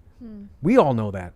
We don't work in government. We don't work in the United States military. We know it's corrupt. It's interesting. I always wondered, like, why is bribery so less common here, you know? I don't think it is. No, it is. Bribery is common, but it's much less common. Like, I hear these stories. Oh, look, when you get pulled over, would you say to the officer how much to I see what you make the ticket go away? Of course not. Never going to happen. Not in the U.S. But in Russia, South America too, in Peru. I was going to say in Costa Rica. I was in Costa Rica once and I was warned the cops will try to shake you down for a bribe. So, okay, yeah, to that point, that's what you mean. It's substantially more common in so many other countries, and I wonder why that is. Maybe we have more watchdogs, more robust press. Scruples, like rule of law. Fear, like, I can't do that. That's just wrong, or I could get in trouble. You know, we know the cop's going to arrest you for it. You're most likely, yeah. Yeah, but in these other countries, the cops expect it. I don't know. I mean, I think maybe just a lack of robust law system, lack of respect for law. I'm not trying to get all, Blue Lives Matter or whatever, but like this is a very sort of strong culture in America of, you pull over, you respect, you have that interaction. I have never once been tempted to slide a cop a $50 bill or anything. Yeah, it's weird. I think that would end very poorly for me. Yeah, they would probably just be like a felony. I would imagine it's a felony, right? Yeah, you can't bribe a cop. I believe. Rule of law, man, that's a big part of the foundation of this whole project of the United States. It's sad when people do things that, especially people in power, do things that are illegal and don't get reprimanded for it. Like the president's son? Yeah, and like Hillary Clinton with the emails, like that was viciously illegal what she did. Yeah, she skirted all FOIA laws. I'm not all into like punishing everyone for every crime all the time. Like I definitely like leniency, and like these people on January 6th should be released. That should all be pardoned. We need unity right now. But I mean, at some point you got to respect law and order. You know why you get January 6th? Because of Hillary Clinton getting away with the servers. I mean, I don't know if the two are generally. generally connected. But I'm I not- will say one thing that's really demoralizing and easy to give into anger is the expectation that people like Hunter and Hillary will never see justice. They break laws that But that's anyone what I- else would go but- away for. Well, this is what I mean. When people feel demoralized, like there's nothing they can do to actually get justice. We're living under anarcho tyranny. What do you do when you back an animal into a corner? It's going to fight. Yeah. You get a rabbit. Rabbits like to run, right? But you put it into a one-dimensional a burrow, for instance. They have nowhere to go. They fight. And so that's why when people get desperate, they do desperate things. Going back to our earlier conversation about desperation. That's you know, why versus I poverty. agree with you on the pardoning of these people outright, because as much as people might not want to do it, you need to be like, okay, we're gonna call a timeout on this one. We're gonna say, guys, please don't do this. We're gonna let these guys go. John Hancock did that after Shays Rebellion. We've talked a little bit about it. Right after the Articles of Confederation were signed, I don't know, do you know much about the Farmers' Rebellion that caused them? Basically, they had to centralize command of taxes because the states were taxing the farmers. The farmers didn't have the money to pay, so they revolted. John Hancock pardoned those guys. I think 2 people ended up getting put to death for the rebellion, but he pardoned like everybody that was involved. And because of that, we have a country today. If he'd persecuted those people, we probably wouldn't have. I don't know. I haven't actually thought about it. I have been troubled by the fact that some people are still being kind of held indefinitely. It's terrifying. That is so I pointless think, and terrifying. I think right maybe now. the word trouble is a little too much of a underreaction. The fact that people are still being held is not right. I mean, charge them, set them a court date at least. But this indefinite detention thing, I don't think that's the right response. I don't know about pardoning though. I haven't quite thought about that. I mean, a lot of vandalism, at the very least, is a crime. Right, you could say if you pardon them that they might do it again. That argument could be like, hey, we're not going to. But I mean, if you do it a second time, you're going away, buddy. Don't trespass on federal property. Learn your lesson. But they weren't there to hurt people. Well, I mean, I think a lot of the security forces there that day would beg to differ. I guess that's a good point. It's contention. Some people think they were there to hurt people. Some people don't. I mean- I see it as that they were there to protesting out of rage, but I didn't see any like overt. I mean, there was attacks. like the 18 sticks and the beatings and all that stuff. Yeah, I you guess can it see was the a footage little- of that. There is a It's lot tough to of say. that. It was a mindless crowd of a lot of different wants. 18 men were convicted and sentenced to death in Shays Rebellion 18, 18. out of 4,000. and he pardoned the rest. Most were granted amnesty for signing, after they would say signed confessions acknowledging participation. Several hundred were indicted on charges, but most were pardoned, and 18 were convicted and sentenced to death. I got to read more about this whole process because I know John Hancock actually stepped down before that rebellion. He was like, I'm not getting involved, and then the rebellion happened. Then he And took the power interesting again. thing is, it's not Shays, like apostrophe S. It's Shays. His name is Shays. Oh. It was the Shays Rebellion, not Shays Rebellion. You know what I mean? Interesting, yeah. He was. He fought in the Revolutionary War, and then because of He came back from the war. They didn't pay the troops in the Revolutionary War, so all these farmers came back from the war with no money. And then they found out that they owed all this money in taxes because their farm had been accruing all this debt while they were gone. They didn't have the money to pay for it. So they made them debtor slaves. They'd put them in prison. And the farmers had enough. They would go to the courthouses. And that famous letter from Thomas Jefferson about the Tree of Liberty comes from Shays Rebellion. Oh, wow. No, but at the very least, for the Capitol rioters, I'm still stuck on the sort of preferred term insurrectionist because I'm not sure if that's explicitly accurate. But at the very least, assaulting a police officer is a crime. And Yeah. a lot of officers were assaulted that day. I know the one was not beaten to death with a fire extinguisher. I'm still kind of amazed at the amount of false information that came out. Which, I mean, I guess I'm not amazed because when you have chaotic events, you get a lot of conflicting reports. Officer Sicknick, according to the D.C. Medical Examiner, did not succumb to any injuries, internal or external, suffered that day. But there is ample footage of people beating police officers, shoving them, the guy getting crushed in the door. Maybe you could pardon all the trespassing charges. And then just, if people were violent, bust them for that. If they broke windows, bust them for that. You can see there was lots of damage done to the Capitol building. The one thing, I mean, it's a tricky issue for me to discuss because of a lot of the legal ramifications and legalese that's involved in it. But one thing that has always struck me, I was watching it. When I was living in D.C. When it happened, I wasn't at the Capitol. I was a couple blocks away where I lived. I lived in Capitol East, Hill East, whatever it's called. One thing that struck me, though, is I thought for sure watching that whole unfold, the crowds, the nervousness, the screaming, the breaking through doors, the shattering windows, I was convinced that I was about to see live streamed Kent State 2.0. Oh, wow. I am amazed Now, Ashley Babbitt is dead.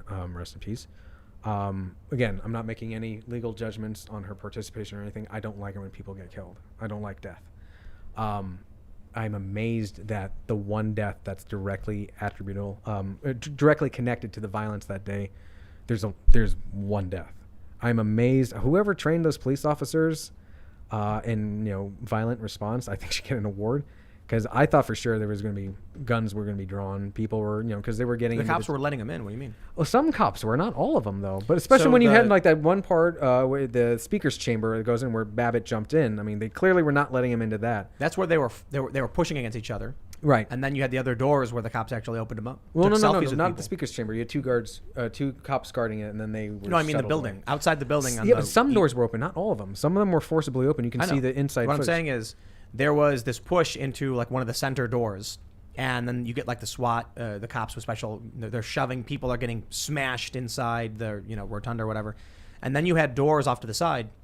There's video of it. You Right. just open them right up. Some of them, yeah, and the cops were open up- like, they open up the disagree gates. with it, but you agree with your right to protest. Yeah, no, And I saw that. Some cops are taking selfies with them. Well, no, that's weird because I remember in the aftermath of that there was a lot of talk about how the cops were in on it, and I think that was ignoring that as a riot mitigation efforts or riot mitigation tactics. This is something you can do. We can kind of ferry people, get it out of your system, get out of the building, as opposed to you're not going to Lord of the Rings stand there with your shield and try to do a battle to the death, especially when you're grossly outnumbered.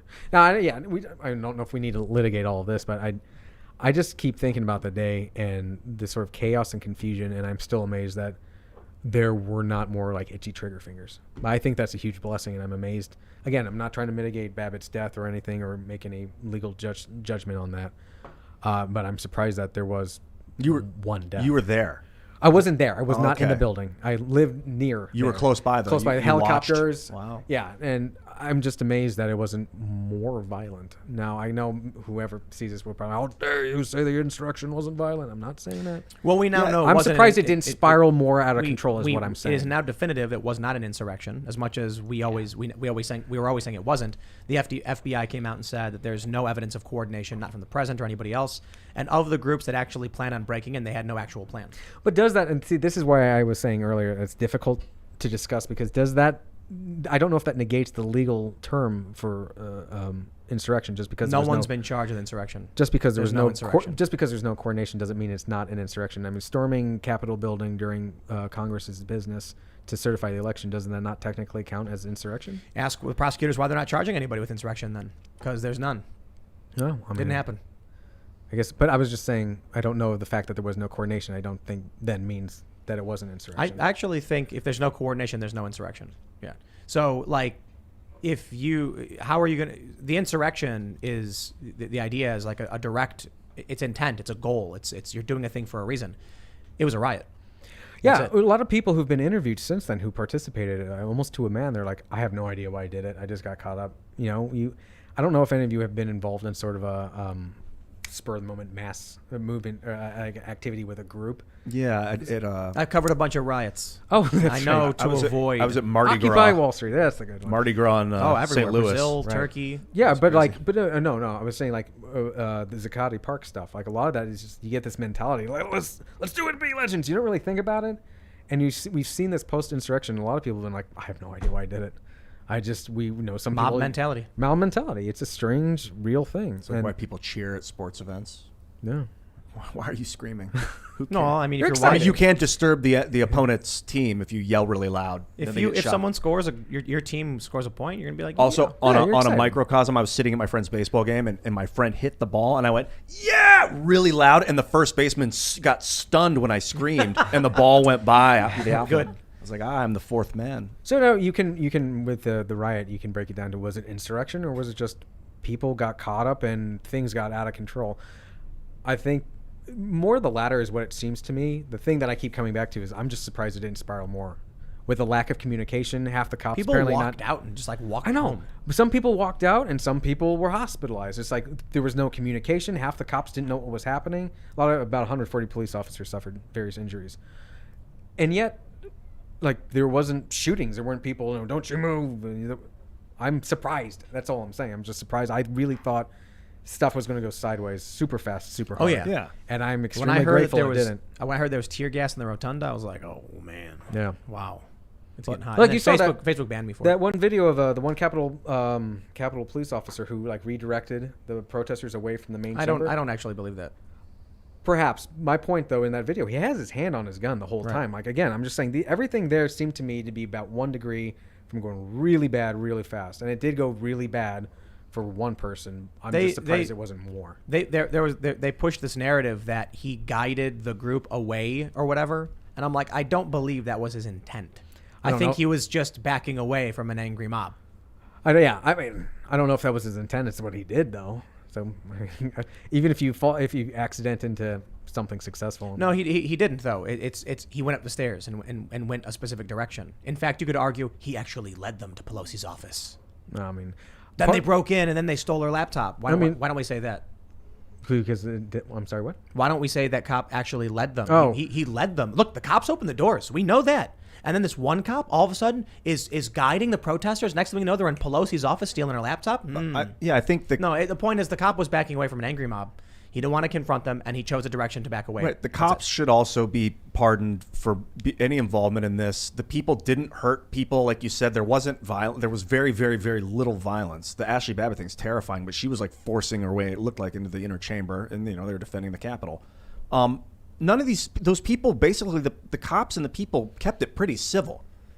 So I think we should move on from this. My fear is that the Patriot Act, terror investigators want to use this as an example to like use their state tools list of spying on the American people. They put the list together. It's like, don't They're let going a after good- the communications of Trump supporters. Right, but that's not the liberty angle right now. The liberty angle is to pardon this mess and move on. We have we have people like on their last legs in Afghanistan right now, and we need a country, a unified Imagine country. this. Imagine if Joe Biden came out and announced a formal pardon for all of those involved in January 6th, and then all of the Democrats would come out supporting him, being like, we agree this is the right thing to do. Well, Yeah, but- how would that manifest in the culture? Yeah, people would start shivering because they have so much energy and they don't have anywhere to direct it. They'd have to start meditating. But I mean, think about it. Like, Maybe start loving each other If he again. did that, Democrats would immediately support the move, saying this is leadership unifying this country, and then Trump supporters would be like, that's a good thing that he's doing. Yeah, I it could be agree. nonpartisan. I don't know if Democrats would get behind it.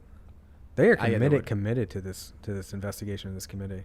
No, but it would be a hard to. hard sell. I mean, you would have to sell him on it first. Obviously, he wouldn't blindside him. No, I think if Biden blindsided them, they would immediately fall in line.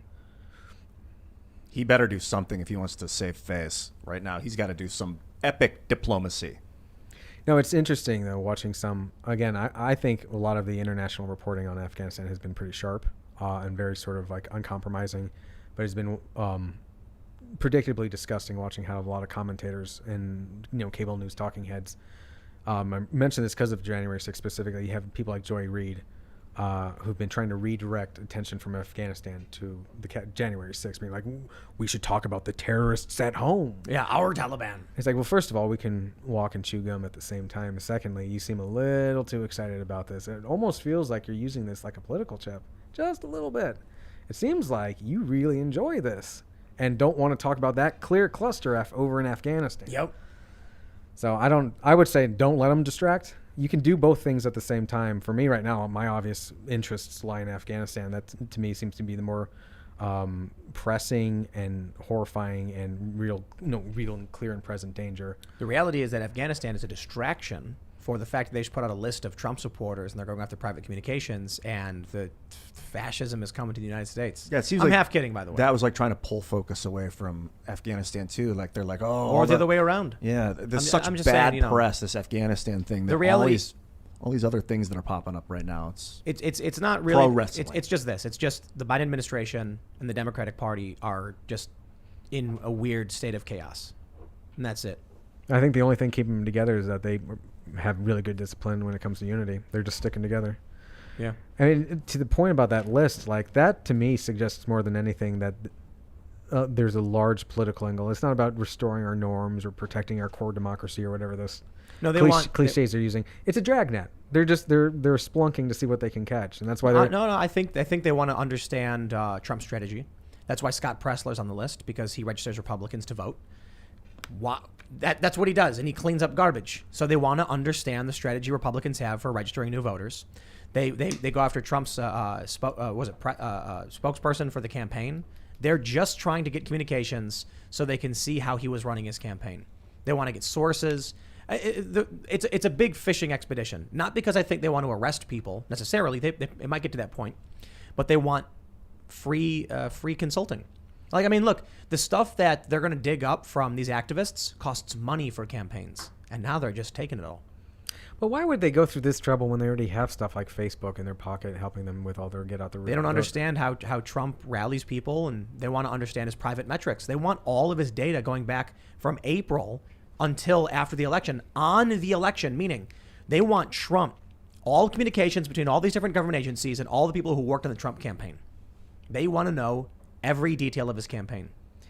I know it's not the point, but I did laugh when I saw the list of people because it said all Trump children except for Tiffany. I was They said that? It said that. I was like, what is poor Tiffany? What is going on there? She's always left out. Doesn't make the list. She didn't make the list. They're going after all of them but Tiffany. So I mean, a scary thing though, man. That list. To me, it seems just like kind of a desperate fishing expedition. They're looking for something damning, so they're just. But to your point about Pressler, like, what does he have to do with any of this? Oh, but I mean, a bunch of people weren't even there on January 6th. And what does their data going back from April have to do with the insurrection, with the quote unquote insurrection? Nothing. They're just grabbing a list of prominent and influential Trump supporters, and they're trying to intimidate. They're trying to get access to private information. They are going after their political rivals with the weight of government. This spells the end of whatever you want to call it. I mean, there will be an America in some fashion, but not as we've known it. I mean, it can be. It can be. We can take it back. It'll be spelled with like. I have boundless faith in this country, just not its leaders. Yeah, I don't know though. You know, when we get to this point, I think when we see 37.2% of the country want to secede from have their regional union secede from the greater country, and then you see that the Democrats are willing to pull out. Producing a list to actually spy on American communications and rival campaigns. I'm like, man, we certainly crossed that Rubicon some time ago. You know, it's always surprised me, not surprised me, I found it so amusing during the Trump years, all the mountain of news stories and commentary about how him and the Russians stole the election with Facebook memes. You know, oh, Facebook was weaponized against us. And I was like, do you all forget the glowing 1,000+ word profiles you wrote after 2008 and 2012 about the Obama campaign's amazing Facebook strategy, how they worked directly with Facebook to figure out where to find, I don't want to say not vulnerable, gettable voters, and how, the Obama people, they got this, they nailed it. But now, using Facebook, oh my God. You had memes about Jesus arm wrestling Satan. That's how he won. That proves it. I mean, when they talk about how Russia hacked our election, and you keep drilling down, you keep asking, how did they steal the election? Well, they put out disinformation. Like, first of all, that's not new. Secondly, what disinformation? I was actually at the museum. The Spy Museum in Washington, D.C., and they had an exhibit on like foreign propaganda and stuff. And they had actually the Facebook meme of Christ and Satan wrestling. It says, like, if you want Trump to win, dislike or whatever, if you want Hillary to lose. And I was like, you think this propaganda swayed in it? Find me the American who was on the fence about Hillary until they saw Christ arm wrestling Satan. And they're like, well, that's convinced me. That convinced me. I'm like, first of all, that person should not be allowed to vote. That's the first thing. That person's a crazy person. Secondly, that didn't do it. And then you drill down a little further and they go, well, they hacked Tony Podesta's emails and some other various Democratic officials. I mean, you think that swayed the election?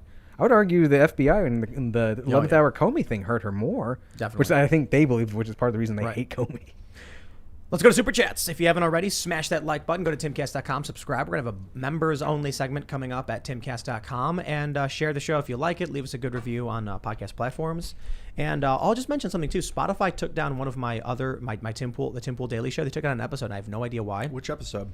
It was, I can't remember. It was from a couple weeks ago, actually. Just got an email saying you have violated the terms and conditions. Your episode has been removed. And I'm like, for what? From what, like the Timcast channel? Yeah. Politics? It's all politics. Yeah, right? I have no idea what I could have said or anything. I have no idea. That's like if we're going to write a new constitution for the 21st century, part of it has to be that if someone's going to remove your content, they need an give you an explicit reason why. Yeah, and there should be some kind of process for it. And a copy of the But content as well. let's read some of these super chats. We got Make 1984 Fiction again saying, Joe Biden is responsible for those deaths, so he can only seek retaliation on himself. Wow.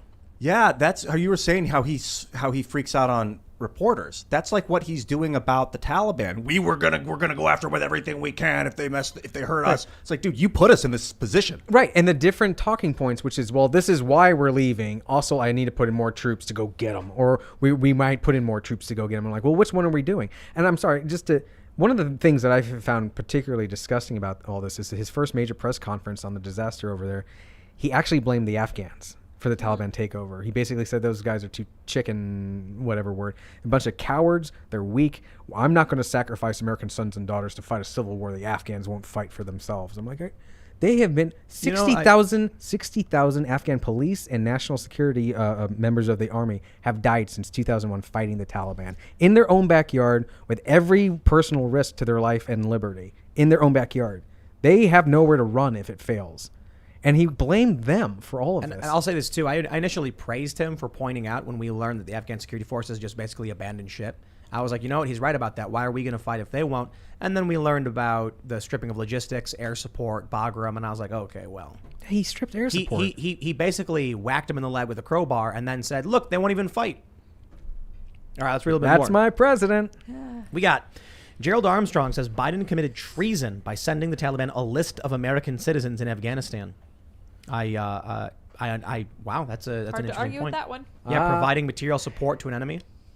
Oh, that's right. I mean, at the very least, we need hearings on this. We need an investigation, and just know who's in control, who's okay, who's signing off on all this. Yeah, when are they an enemy and when are they an ally? Like, when's the line drawn? Because we never declared war on them. And the other thing too is you have the military saying one thing and the intelligence community saying another. So somebody is lying. Or if the communication is that bad, then we still need an investigation to figure out how do we get these two groups to actually talk. All right. The One Free Man says the past few days have shown us that it is no longer about America and its enemies. It's about the establishment and its enemies. They have forsaken American hostages in Afghanistan in order to pursue their political enemies and secure their power. Yeah. Wow. Brutal.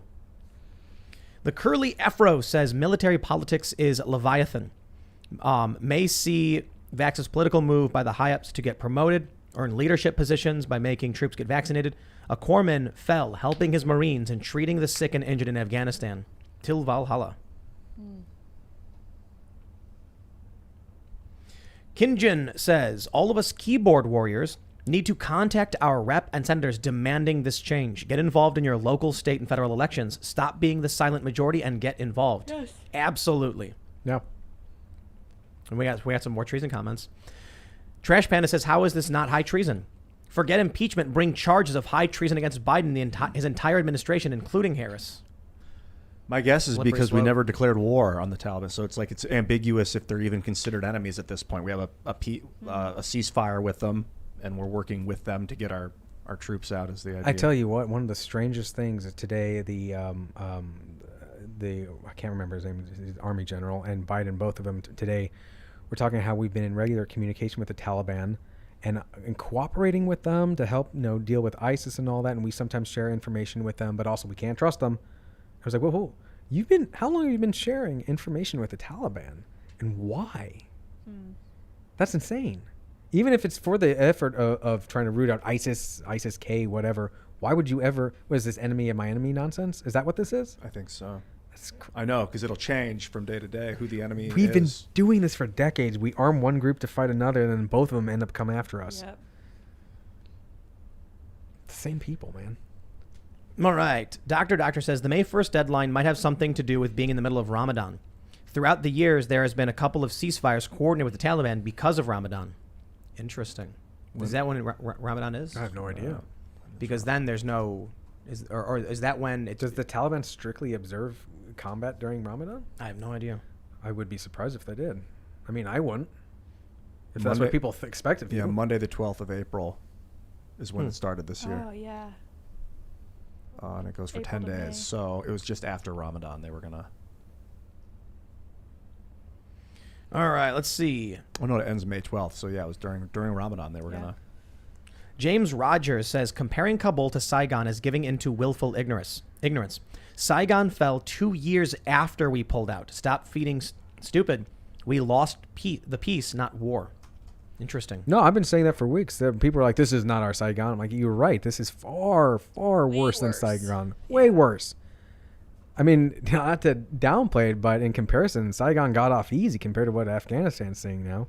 That's, again, not to minimize what happened in Saigon. Here's an important one. KF says, Pelosi for president. Oh, God. Jeez, I feel like I'm in the boxing ring with whoever just said that to me. It's like, I'm like, do I not have any options here? I mean, it's like you can have a bag of broken glass or some starving Wolverines. Which one do you want to be locked in a room with? A constitutional convention. It's just a matter of whipping. You need like two more sound states. like Rand Paul 51% now. of the country Or involved. sorry, Ron Paul.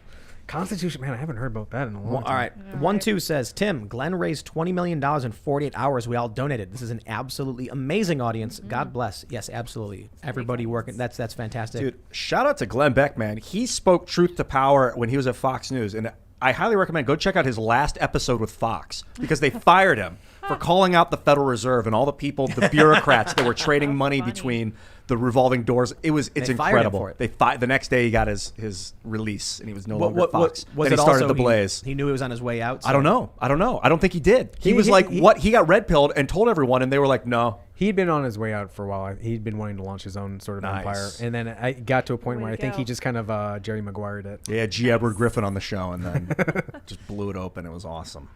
Full disclosure, I used to work for him. So there's that. I love it. I see so much I was respect for the that dude. business editor at the Blaze for a while. So Nice. I can say he's a very he's a true, but he genuinely believes in his faith and he acts out of it. Sue Prove says the State Department is stonewalling Beck. They won't give him access to runways. Also, he was warned they had a meeting about him and are looking to destroy him. I hadn't heard that, but I would not be surprised because as we were saying before the show, there was I cannot remember her name, I'm drawing a blank. She works for the New York Times. She organized 2 private jets to land and evacuate as many as they could, and they got sent back. I think they were only able to take like a total of 4 people. They could have fit hundreds on both of those planes or jets. And they got turned away, and she's just beside herself, heartbroken. Because she also raised money to do this. Entrepreneurs, private enterprise tried to help out and do its part, and a bunch of paper pushers turned them back. That's good. That'll be remembered. Yeah. We have a good question here. Wicked Liss says, Tim, please help me understand why people did not leave months ago when they all knew about the withdrawal. Because unlike the United States Intelligence Service, they had no idea that the Taliban was poised to retake the entire country. Probably. That's my guess. Interesting. I think if there was a general idea that maybe you should get out, you got a family, you got a business, maybe it's a recommendation versus, oh my God, the Taliban now owns the entire country. They've just conquered every major city. And now here we go. Oh, and the United States is just Irish goodbye. Yeah. We got this from Arthur Madrigal. He says, FDA approved the vaccine, but it is not available. Is this true? Only the emergency use vaccine available. People have been sending me this. Bannon said it. It's not true. They said there's a letter from the FDA that actually goes into detail about the Comirnaty vaccine and the Pfizer vaccine. People are trying to claim that they're 2 distinct vaccines. The FDA's website literally says, we are approving the vaccine that was formerly known as the Pfizer-BioNTech vaccine and will now be marketed as Comirnaty. And the FDA letter says Comirnaty and the Pfizer-BioNTech vaccine are interchangeable and the same thing in the same formulation. And for some reason, people are coming out and claiming it's not true. And I don't know why. It's wrong. People are emailing me, and I'm like, did you guys even read the letter you sent me? It literally says it's the exact same formulation, but under a different name. It's the same thing. Whatever. All right. Stephen Granger says, based on the information being shown, Biden should be forced to resign and be court-martialed. I don't know if you court-martial the president, do you? I can also see an argument for having him charged with treason. We'll just put it that way. Treason. He is the commander of the U.S. Armed Forces, but I don't think you can.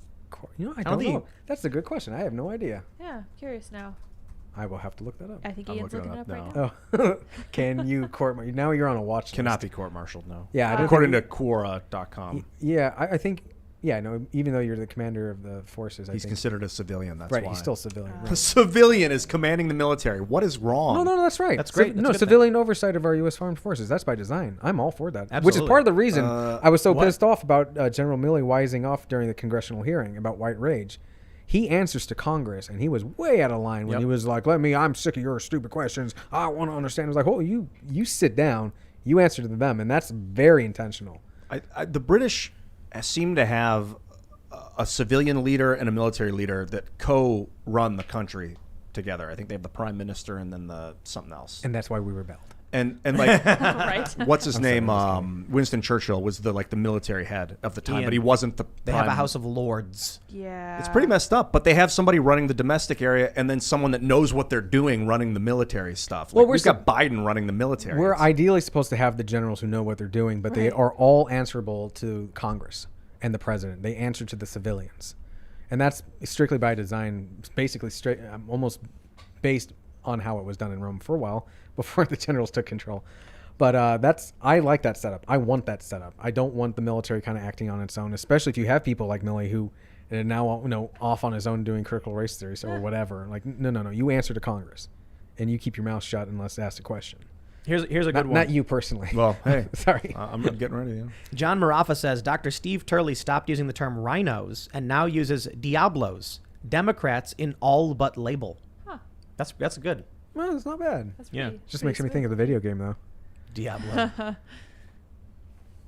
All right.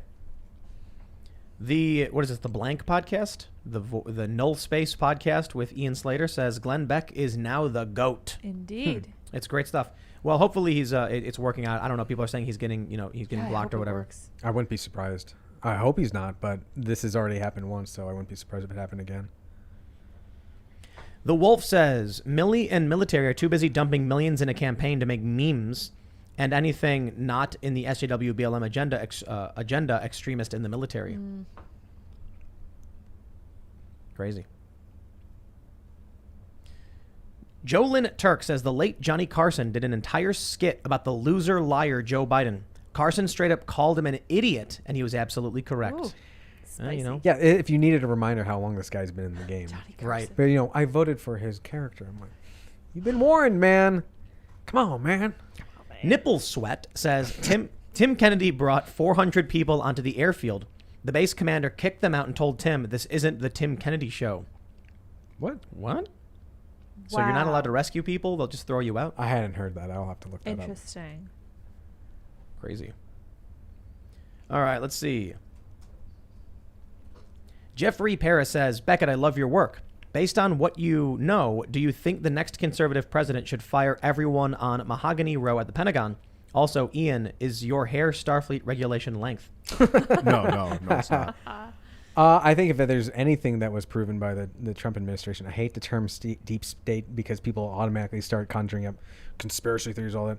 But it is absolutely true that there is a large contingent of deeply embedded career bureaucrats who have been there for years, who have a very specific idea of how they want things done, and they will work, and they admit it. They admitted this during the Trump administration. They will work to thwart the president's agenda if they don't like it. Simple as that. That's actually what I think when I think deep state. I don't think that, it's sort of like meeting of the Bilderbergs are going to get together, blah, blah, blah, blah, blah. But yeah, no, there are career bureaucrats who are like, I don't like this, so we're going to leak to the press. We're going to obscure this or that. I mean, General straight up lied to President Trump when he ordered twice. He ordered saying we're withdrawing from Syria. They lied to him about the numbers to just simply get around not having to withdraw everyone from Syria. That's deep state And they stuff. lied to the American people. They lied to the American people. And then they come out a minute. Who was that? The guy anonymous from New York Times, Miles Taylor, straight up admitted, I work in the White House and I am actively thwarting the president's agenda. That happens. This has actually happened with several administrations. So to the question, I think if anything was learned from the last president, someone's going to have to start cleaning house. I don't know how that goes what that looks like. It's very hard to remove people once they're embedded. It was what Trump was famous for. Firing people? Firing He was people. terrible at firing people when he was the president, though. I know. His tagline is, you're fired, and he couldn't fire anyone around him. It was amazing. Yep. In fact, some of the people he promoted were terrible. Yeah.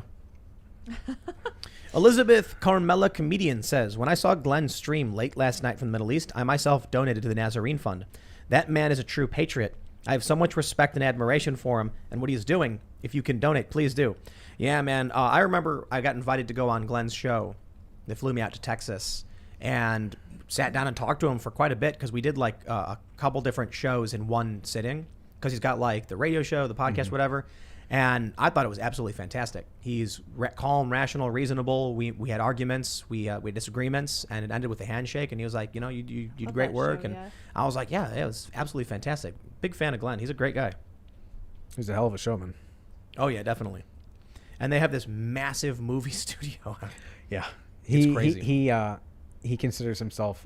He doesn't consider himself. He is very intentionally modeled himself after Orson Welles. He wants to be a sort of cool. auteur, Renaissance man, bringing back various arts and stuff. That'd be gonna make awesome. movies? He loves Orson Welles, like adores Orson Welles, and he named it Mercury Radio Arts after Orson Welles' own production studio, which was Mercury. Yeah, he just loves the man, Mercury Theater. and he loves Walt Disney. All right. Oh, he'll Sonny- love Andreas then.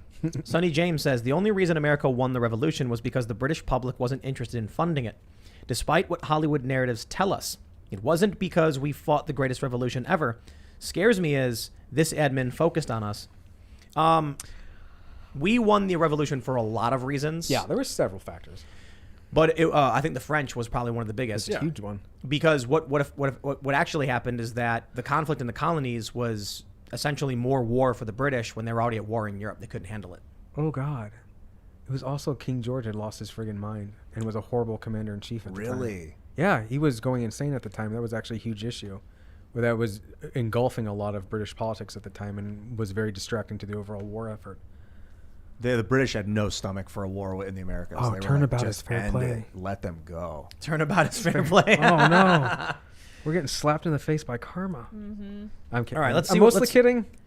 I can't speak to Biden's mental health. I'm not a doctor. He's not my patient. But history rhymes, and if there was a revolution today in the United States, and we had Biden as the commander trying to preserve the Union, your main job, Oh God, can Buchanan, pardon those Can people. you imagine American Civil War with Biden? It would be terrible. May you live in interesting times. At least Abe Lincoln That's a curse. was It is. obsessed with preserving the Union. You just cursed me. All right. Jaspa says, Tim, please look into the Ezekiel 38 prophecy. We may be seeing it take shape in real time. The stage is being set. The players are moving into place. We are really living in unprecedented times. Interesting. Interesting. Unprecedented times. for America. Mm. I wouldn't say it's unprecedented in world history. I mean, far worse has happened to far larger civilizations. True. Generally, though, it's in a longer span of time. It seems like we have very quickly learned how to Yeah, airplanes changes a lot because you airplanes can and get microchips. microchips. Yeah. That's the game changer. Plastic, a lot of it. LM right? all right. Invest in Microchips. plastics. LMV says, Tim, I live in New Zealand. Our prime minister did a press conference on the attack in Kabul and was super cryptic, saying that New Zealand will be part of an attack or invasion of Afghanistan. Oh my God. Okay, so maybe it was intentional. With what troops? I thought they were all locked up in New Zealand. New Zealand has troops? They do. They have like do. 7? No, they're great. They've I'm worked. kidding. They worked closely with us in a lot of the coalition efforts. They're Kiwi great. Commandos. I love New Zealanders, man. Yeah, Biden said we will hunt you down. And to me, I was just like, oh, is that him saying like we're going to be sending in troops to reinvade Afghanistan now? We've already put in more than double Yep. the troops into Afghanistan now than we had earlier this year. And then they're hoping that everyone will forget about it. The news will start talking about other things, and then they'll be quietly deploying more and more soldiers to Afghanistan. Amazing, isn't it? I mean, at some point, this is going to sap the will from the actual armed forces. Like, what do you do? You're going to actually have to talk about morale in the U.S. military. And I can't imagine it's doing well. I can imagine that this is going to have a long-term hit on it. I mean, that'll take some years to recover. I'm not saying it's all going to fall apart and people are going to abandon their posts or whatever, but we need to make sure we look at this before. Yeah, I don't know. It's coming up on 800,000 military servicemen weren't vaccinated. I think it was 1.4 million total. 800,000 of them had yet to be vaccinated as of like yesterday or day before. And they're going to force it by, I don't know what the date is that they said, the 31st, 4 days from now, 5 days from now.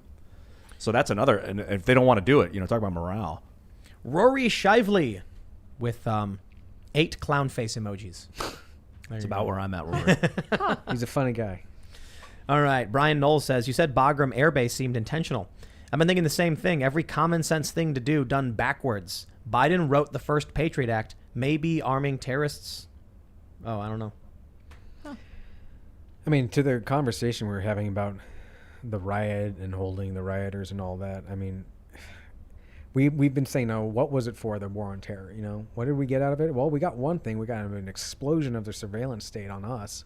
So that's great. Now, the government, as we know, not just the American government, governments in general do like pretenses to get more control. What does Afghanistan do? Does it give people more control? Does it give them less?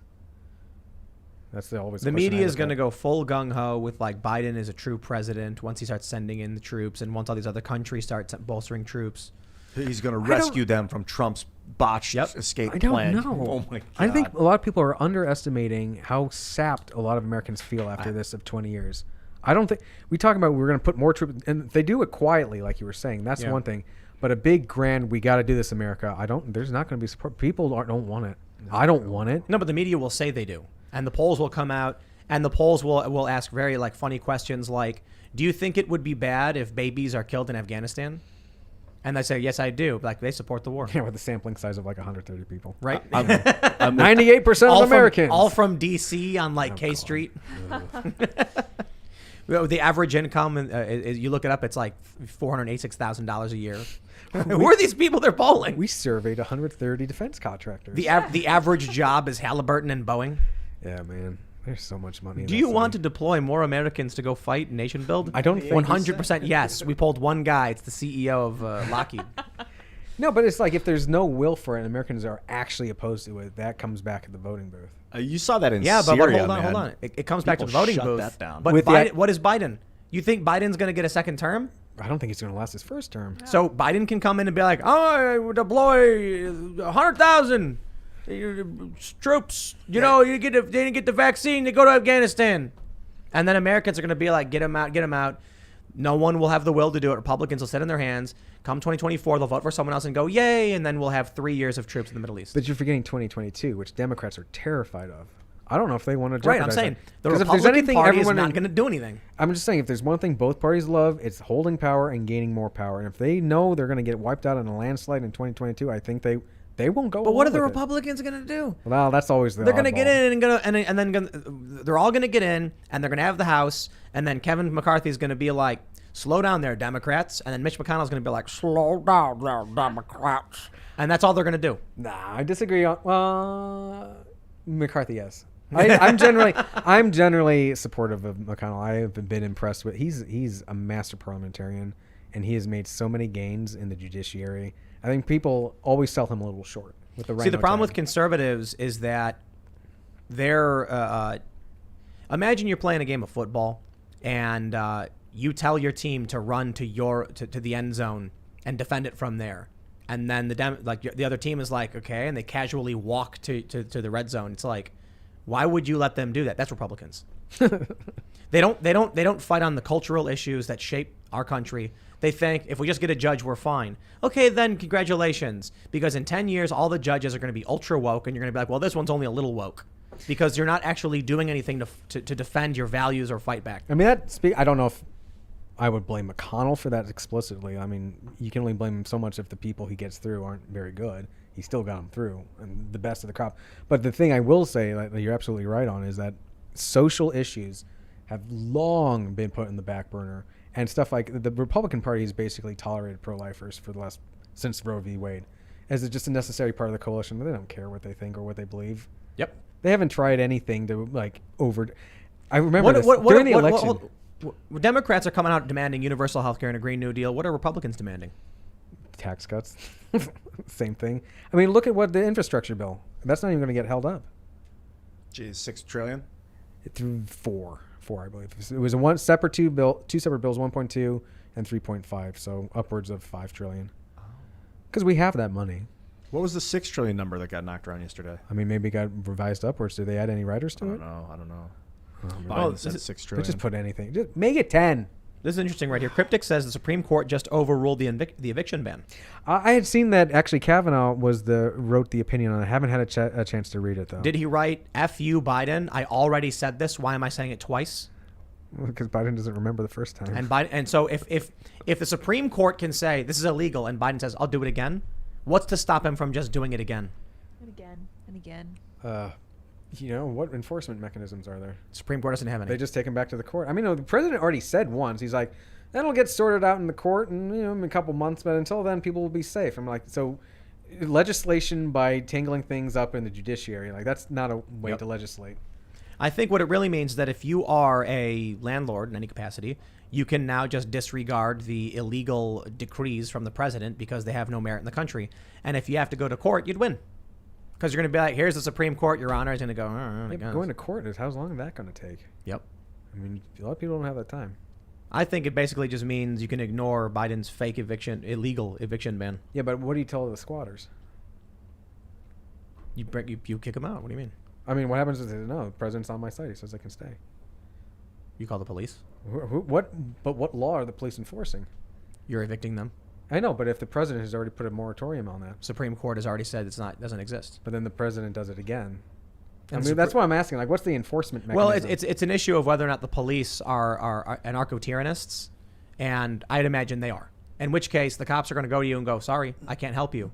But then, rest assured, if you try to do anything to defend your property, they'll arrest you on the spot. Probably. Yep, abolish the police. That's right. All right, let's see. Jessica Cora says, we left hundreds of portable biometric scanners with the fingerprint and eye scans of over 50,000 Afghanistan military officials. Whoa. That's true. You've heard that, right? Yep. We were documenting and recording everything about the Afghans we worked with, and the Taliban got all that information. Fingerprints, eye scans, everything. Cool. Yeah, a lot of people are mentioning that SCOTUS has lifted the eviction moratorium, but like I said, like we were saying, I don't know if it matters because Biden illegally did it in the first place. Why does the Supreme Court need to say it twice? Right. That's the thing that I didn't get. The Supreme Court really didn't need to say it the first time. And now That's they've right. said it twice. But this is where I get into this weird area. It's like, wait a minute, if the Supreme Court, there's usually this assumption if the Supreme Court ruled, and that's that. Now they've done it twice. What, to your point, what happens if Biden comes back another time and says, well, no, I say They tweak it a little bit. That's what Just Cuomo keep- was doing. Keep tweeting. Oh, Cuomo. Yep. We didn't even He'll talk tweak it about a little Cuomo. bit. He'll say, oh, now we're going to do an eviction suspension. So you can file the eviction, but it can't be enforced for 6 months. It's so funny how fast they turn from law of the land to more like a guideline on the land. More like guidelines. All right, let's see. Christopher Bell says, will you have someone that's on the other side of your argument like Dan Crenshaw? We'd love to have Dan Crenshaw. But you know the big challenges with getting politicians on the show? Every time we hit up one of these politicians, they're like, oh, we're fans. We'd love to come on the show. Or, oh, definitely. It'd be great. Send an email to this person and we'll set it up. And then we do. And then the person doesn't respond back or responds back with like, yeah, we'll figure out the dates. And then they never respond back. Yep. Oh, sounds like It's a American waste politics. of time. What do they mean on the other Waste side? Like someone of who's time. pro-stay in Afghanistan? Yes. Oh. Is he necessarily pro-stay in Afghanistan? I think he is. I thought he just wanted a small residual force as security, Right. Small residual force, I think. like Syria. But I actually have said that myself. Like, I think we should have never gone into Afghanistan. But if we have, because we've had people on the show who have said this, we need commanders, intelligence, logistics, but a very small group with drone support, and we're done. And I'm like, I'll take that. If it prevents this, if it means we're getting all of our troops out, we're not going to waste time on this, but we'll have to keep a little bit. I'll draw it down substantially. I like the sound of that. It's so crazy to remember or to think in terms of everything that's happening now, that at the height of the Iraq War and even to the lead up to Obama withdrawing from Iraq, Afghanistan was always the good war, the justified war, and now here we are. Man, I don't know, but I will tell you this. We're going to have a members-only podcast episode coming up at around 11 or so p.m. at timcast.com. So go to timcast.com, become a member, check out all of the awesome articles we have. We have a really great story on the ground covering. Actually, maybe we'll talk about this for the member segment. We'll talk about some of the original reporting we got. People protesting and risking their jobs, saying they expect to be fired in the next couple of weeks because of the mandates in New York. Go to timcast.com, check it out. Don't forget to smash the like button, subscribe to this channel. You can follow the show at Timcast IRL. We put up clips on all the different platforms, and you can follow me personally at Timcast. Do you want to shout out anything, Becket? My mom? I don't know. You want to shout out your mom? No, I mean, hi, Mom. Don't make it weird. Hey, just follow me on Twitter at Becket Adams. There you go. There we go. Becket. Shout out. Some nice self-promotion right there. Good to see you, man. All right. Thanks for having me. Follow me at Ian Crossland and at iancrossland.net if you'd like to get to my nexus point. Hey, I hope you're feeling all right. That was a rough show tonight. This is it's pretty, brutal stuff. Yeah, pretty yeah. messed. Absolutely. And I actually do know how to do a shout out, unlike Becket.